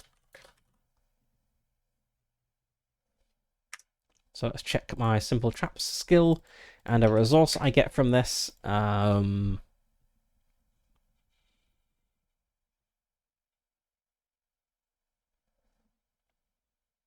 see, can a resource be like something really abstract? Like respect from locals could be a resource, possibly.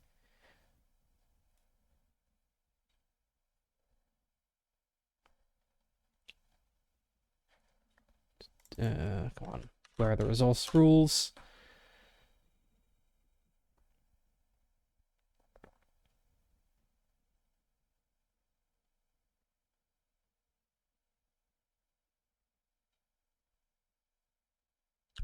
Resources, assets or structures. Let's see. Yes, these are all like physical things. So, yeah, respect from the locals. That would not be a suitable resource here.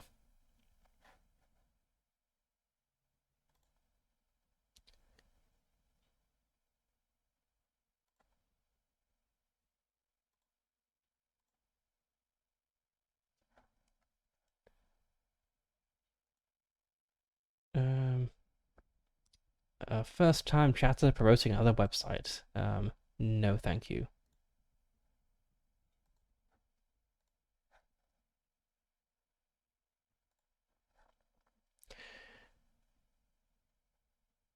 Okay.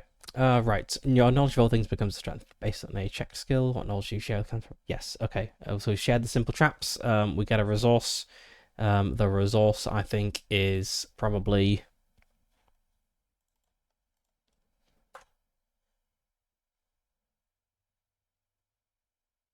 I'm gonna get a small house. Let's say that sharing this kind of ingratiates me into enough into whatever community I'm in right now that I am, like given a house. The like all the owners, like the owners and family of which have all died in the plague. The villagers are like, thank you, strange Swedish man, for teaching us how to catch rabbits. Have this house. So about 600, like 500-600 years have passed at this point if we're in the Black Death and we started in the, like, what did I say, the 800s or maybe the 700s. A 2 on the D10 and a 1 on the D6. Moving forward, 1. Society has changed. How has travel become easier for you? Recover any stationary resources for which you still have a memory. They are re-added to your resource list. I don't... Well, I have one stationary resource, which is my house that I've just gained. I don't have any others. So let's just say how travel has become easier. Maybe I'm finally able to like after a few more 100 years, I finally understand horseshoes.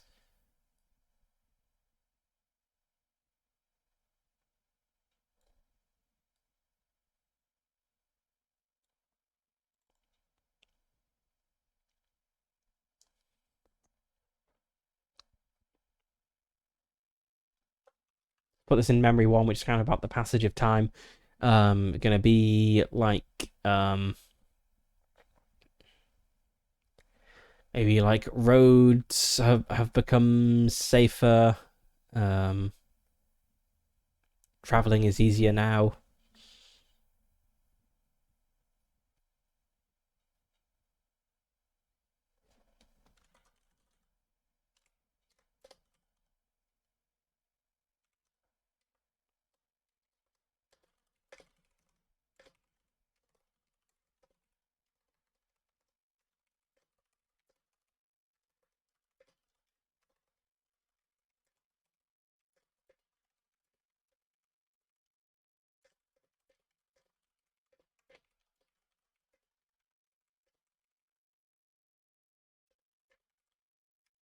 Time changes, even things you wouldn't expect. The roads are safer now, and I can return to my native Sweden whenever I want. Maybe I'll go back and interact with this vampire cult back in my home village at some point. Or maybe they'll just kind of sit out for the rest of the game. I suppose if I need like a hiding place, going back there could make sense. 9 and a 6. Moving forward 3.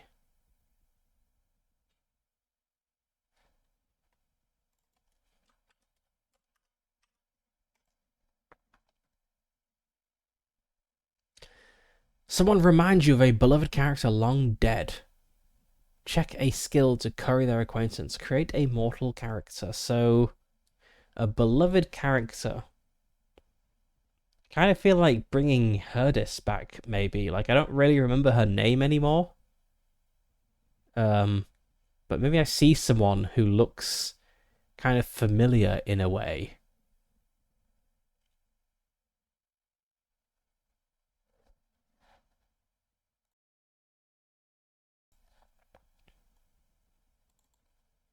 I think Hala is an old man at this point. Let's just update that.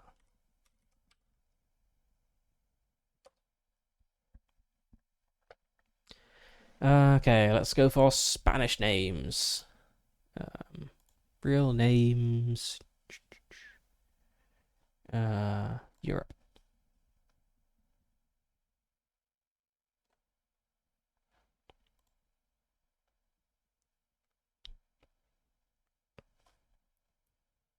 Monica Lopez.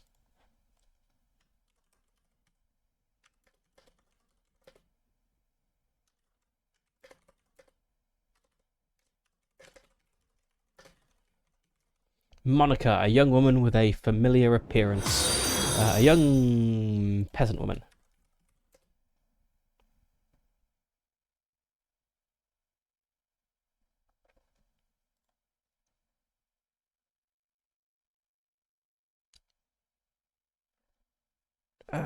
Young peasant woman with a familiar appearance. And I want to check a skill to curry their acquaintance.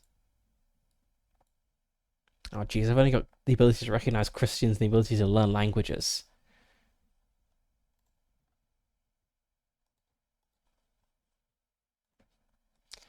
Um, I guess language learning, maybe. Maybe I teach her Swedish. Like, hey, if you ever want to speak Swedish from like 500 years ago, I'm your guy.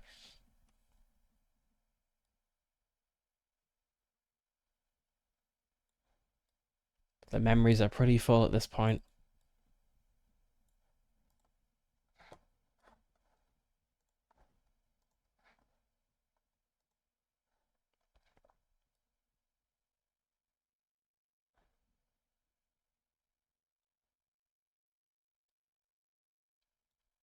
I think I shouldn't forget memory 4, as that's where I got my faculty for languages, and that's directly relevant to this prompt.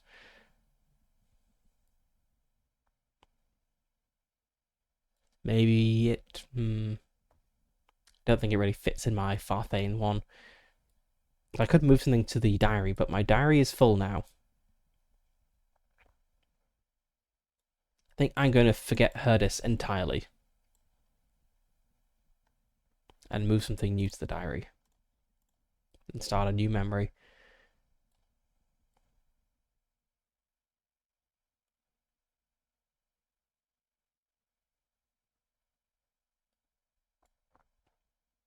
Let's go for memory 1. Which is about not really knowing how... actually...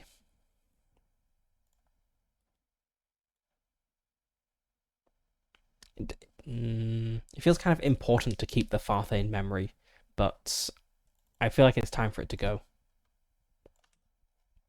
Or go into the diary, at least.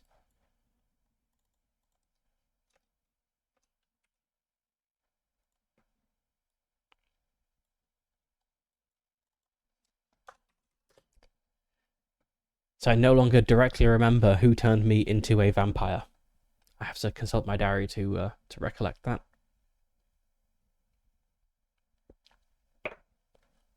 Right, what did I call this person? Monica.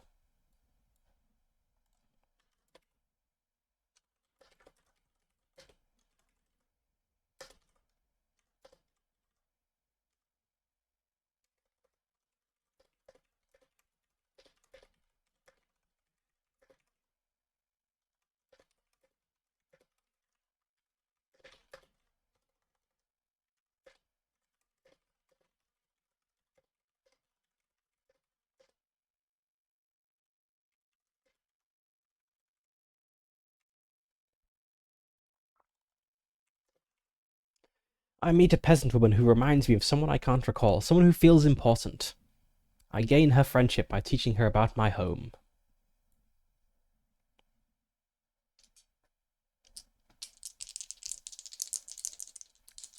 Well, she might not last very long. We are a vampire after all.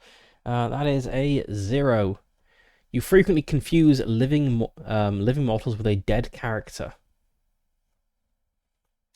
I mean, it's gotta be Herdis.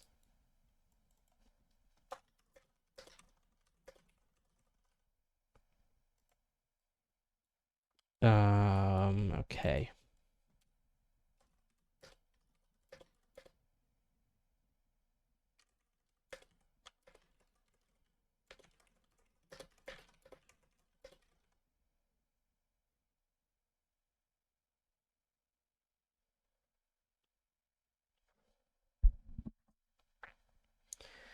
When I look at Monica, I sometimes see someone else.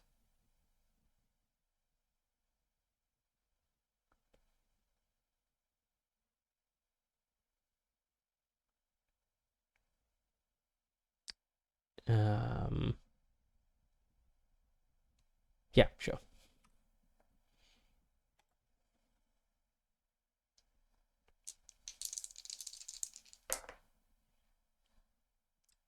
A 9 and a 4, moving forward 5.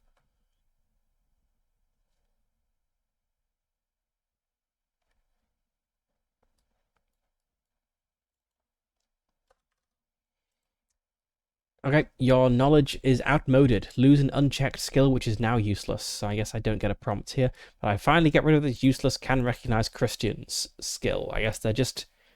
There's Christians everywhere these days. It's like the 15th century or something, maybe.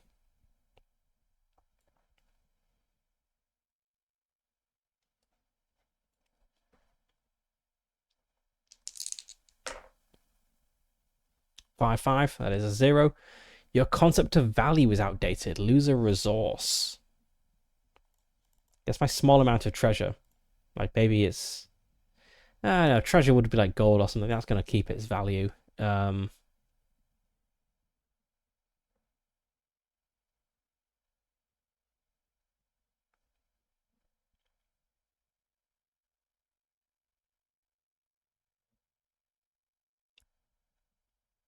I think I finally lose my servitors of the lineage.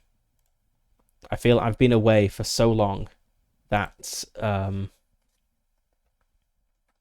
they like if the vampire cult survived this long in the village, there's only like maybe like one old person left in it, and that's it.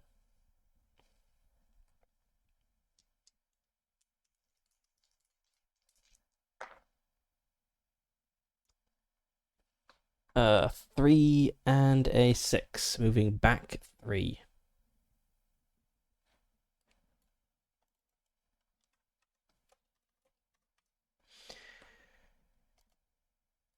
How do you provide for your banal material needs? Record an experience about the time this went wrong.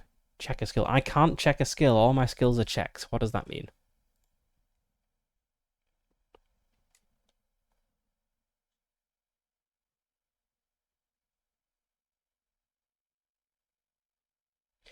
You may only check a skill once. If you're instructed to lose a skill, strike it out. I guess I'll just strike out a skill then.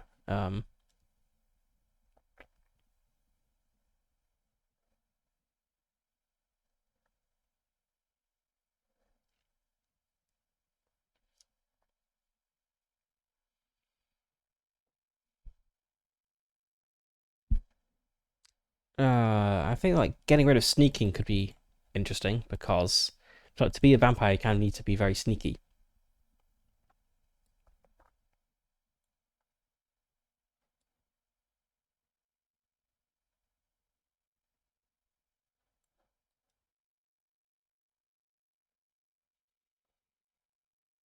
Yeah, I guess let's put it in memory too, which is about being caught in a trap by poachers.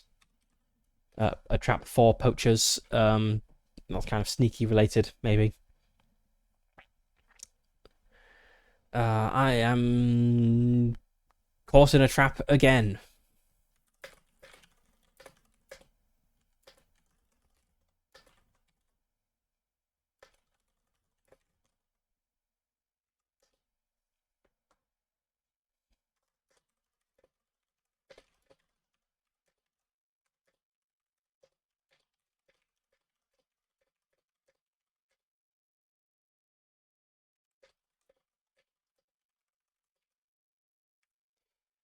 I'm caught in a similar trap centuries later while hunting for prey. I managed to talk my way out of it, but I feel they are watching me. So this gets rid of my sneaking skill.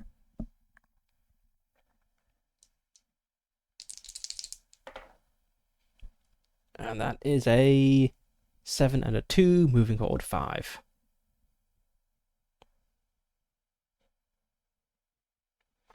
To 68.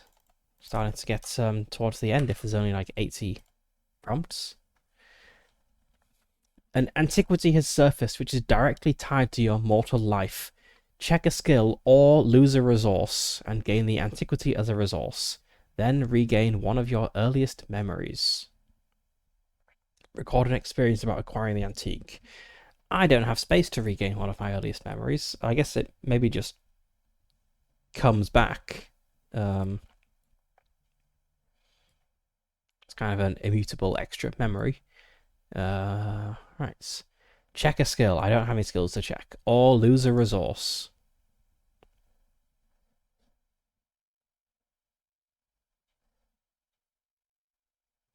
I think the small amount of treasure makes sense. I buy the resource. And what memory do I regain?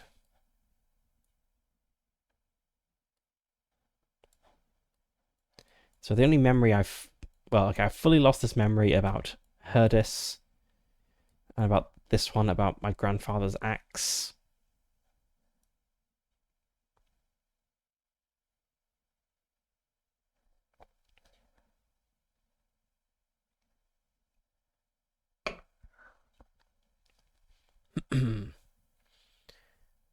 I've already I've still got my grandfather's axe, so a memory about that doesn't really make sense. I've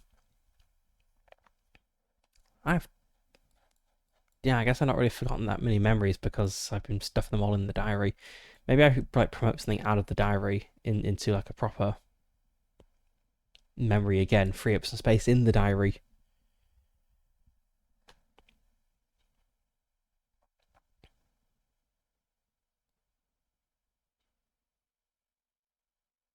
Yeah, let's bring the Farthane memory back. So it's going to be some relic of Farthane.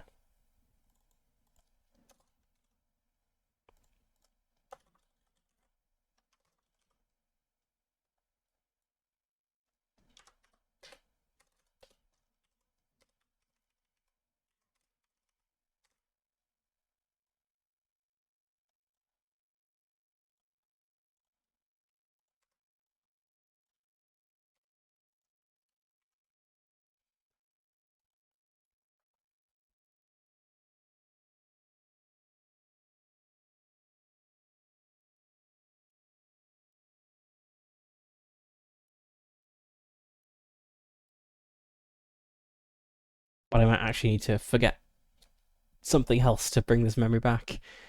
Antiquity service which is directly tied to your mortal life. Maybe I'm visiting Sweden. Maybe I'm even visiting my home village. And there's like a record of. Well, a record of Farthane's attack wouldn't be a useful resource, really.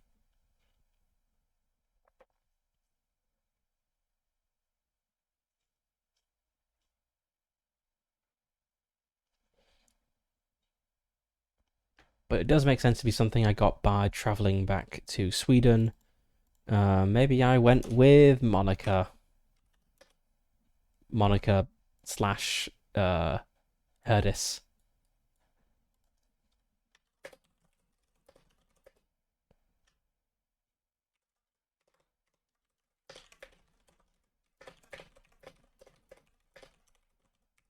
Maybe I've like taken her as my lover at this point as years have passed. I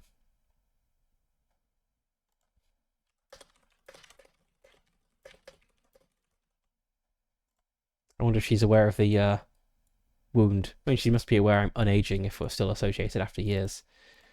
I've travelled with Monica to Sweden to show her the old country. While there,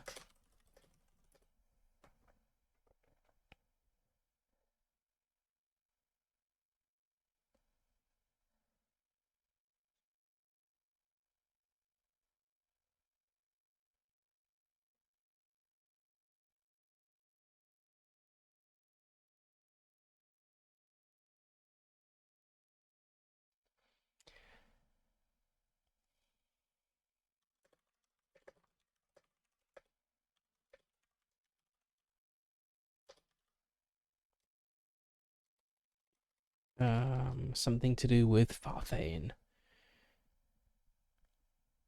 A runestone.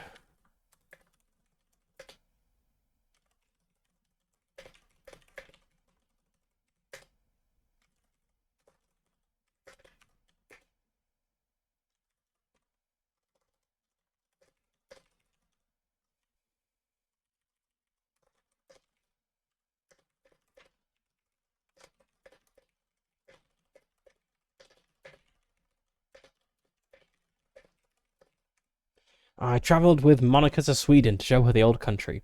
While there, we found a runestone commemorating one of Farthane's conquests. The name spurred my memory, and I remembered how I became what I was. I bought it to always remind me. We're definitely past single sentence experiences at this point, but that's fine.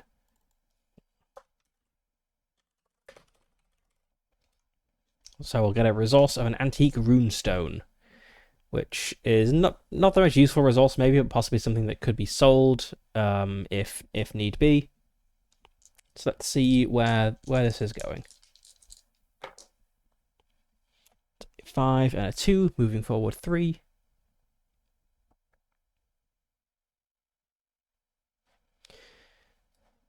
So we're on 71, and the prompt is an immortal character has been destroyed by mortals.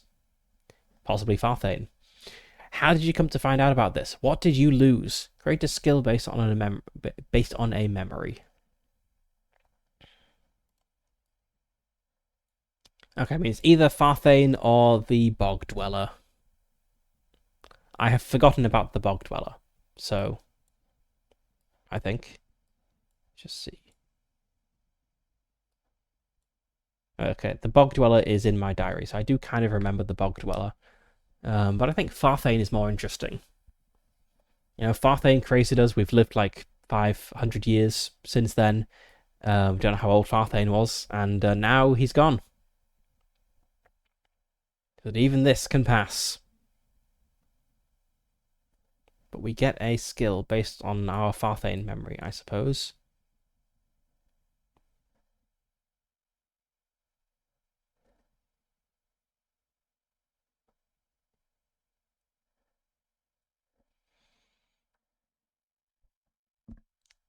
Let's see what that could possibly be.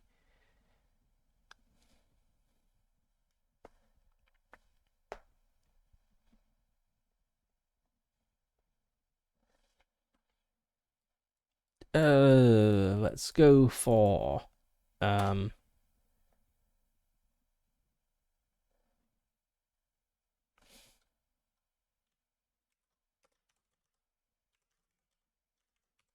intimidation. Why not? Okay, but where are we going to put this memory? All of our memories are full, unless I can relate this to beauty, nature, or peace, which I don't think I can.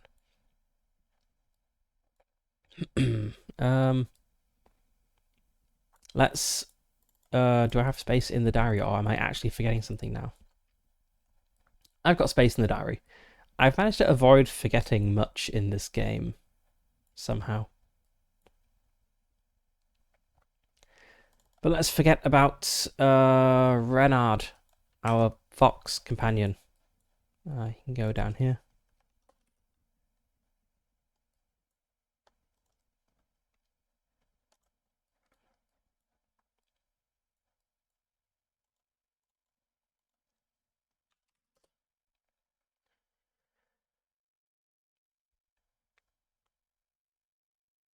This is still way too early for newspapers with obituaries. When was the printing press invented?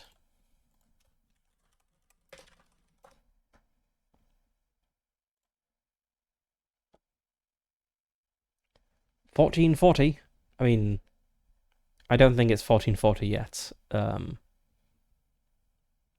Even if it were 1440, I don't think they had newspapers. When did they invent the newspaper? Let's have a look.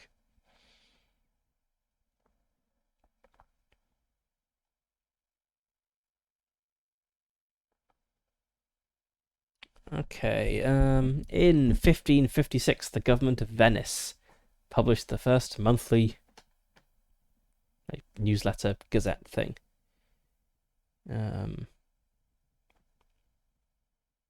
Yeah, newspaper is much later than now, so I didn't exactly read an obituary.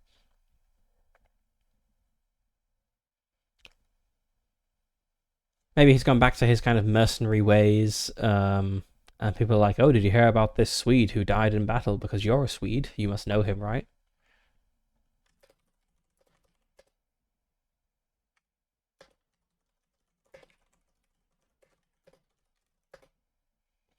There's got to have been a crusade at this time of year, this year, right? Maybe he died in a crusade.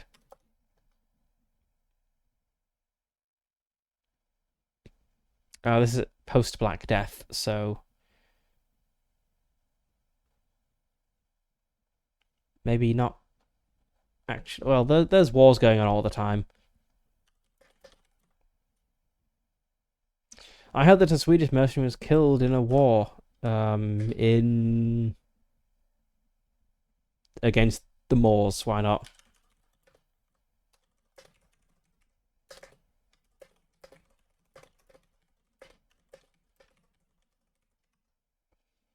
I heard that a Swedish merchant was killed in a war against the Moors. I was shocked to learn it was Farthane.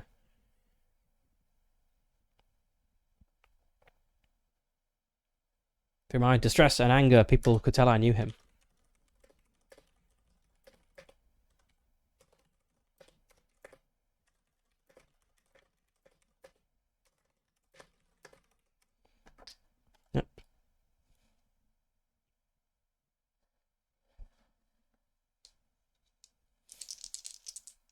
Let's keep going. 7 on the d10 and a 1 on the d6. Moving forward, 6. Oh, these are the dangerous prompts. Uh-oh. 77. Your body finally wears out. You cannot carry out your feeding patterns. What happens? The game is over.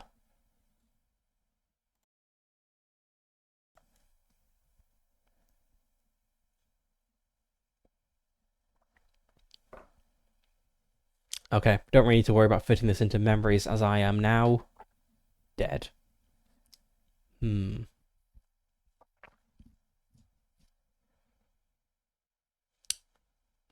What happens? So, let's see, when did I start? I believe it was in the 8th century when I started, and we're now in like let's round it up a bit, let's say we're in like the 15th century at least. So I've been a vampire for like 700-ish years at this point. I kind of imagined being unaging, but if my body has worn out, I suppose maybe I was just aging very slowly, or like the accumulated damage that hasn't healed. Yeah, that's more like it, I think. Let's put an epilogue down here.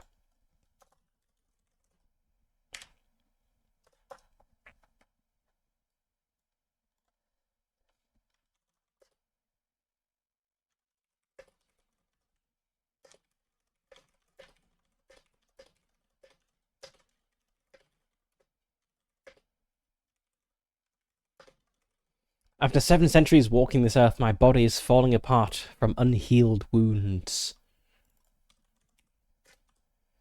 I move from place to place to avoid suspicion.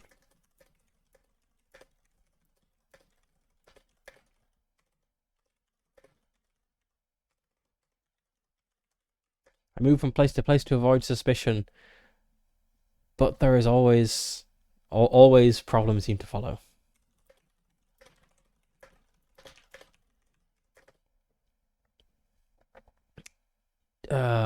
Eventually I am... Sure, I've been caught in 2 traps so far. Let's say I'm caught in a 3rd trap.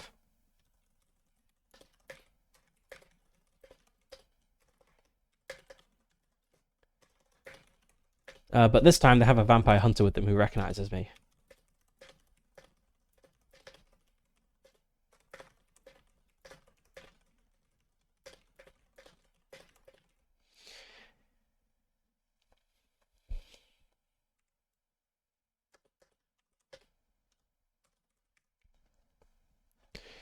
After 7 centuries walking this earth, my body is falling apart from unhealed wounds. I move from place to place to avoid suspicion, but always problems seem to follow. Eventually, I am caught in a trap again, but this time there is a hunter with them who recognizes me for what I am. The end. And our vampire dies. Well, that was a rough ending. I think... Where are the good endings? Okay, so... if I had got 1 higher on the die, I'd have got to the good end. So the good ends are from 78 onwards. So the good endings are 78. Creatures like yourself have taken over the earth. What is your position in this new world? 79 is you discover a way to become mortal. Do you take it? How will this go wrong? 80. You translate yourself into a higher plane. What does this mean? And that's it for the prompts. How many bad ones are there? So there's 77. Your body finally wears out. You cannot carry out your feeding patterns. What happens? Which is how I died. 76 is a government captures you, knowing you for what you are. What do they do with you? 75 is an old friend or foe murders you in your sleep. What do you see in those seconds between dream and non-existence? 74 is you are physically trapped in a place from which you will never be rescued. What do you think about for the first 1,000 years? 73. You achieve a position of absolute stability that might sustain you, unchanging, until the sun dies. What does this mean? That's a good one. 72, you're caught outside and destroyed. What happened? So, yep. 72 to 80, those are the ends, and I was very close to a good end, but you are more likely to have a bad end than a good one. So that is it. That was a 1,000-year-old vampire. We didn't make it to 1,000, but we gave it a good shot. And yeah, I'll end the stream here. So next stream is on Friday, which I'll be continuing my game of the One Ring, Moria, with yet more explorations into the Long Dark to try to recover long forgotten treasures. And that's it. Good night.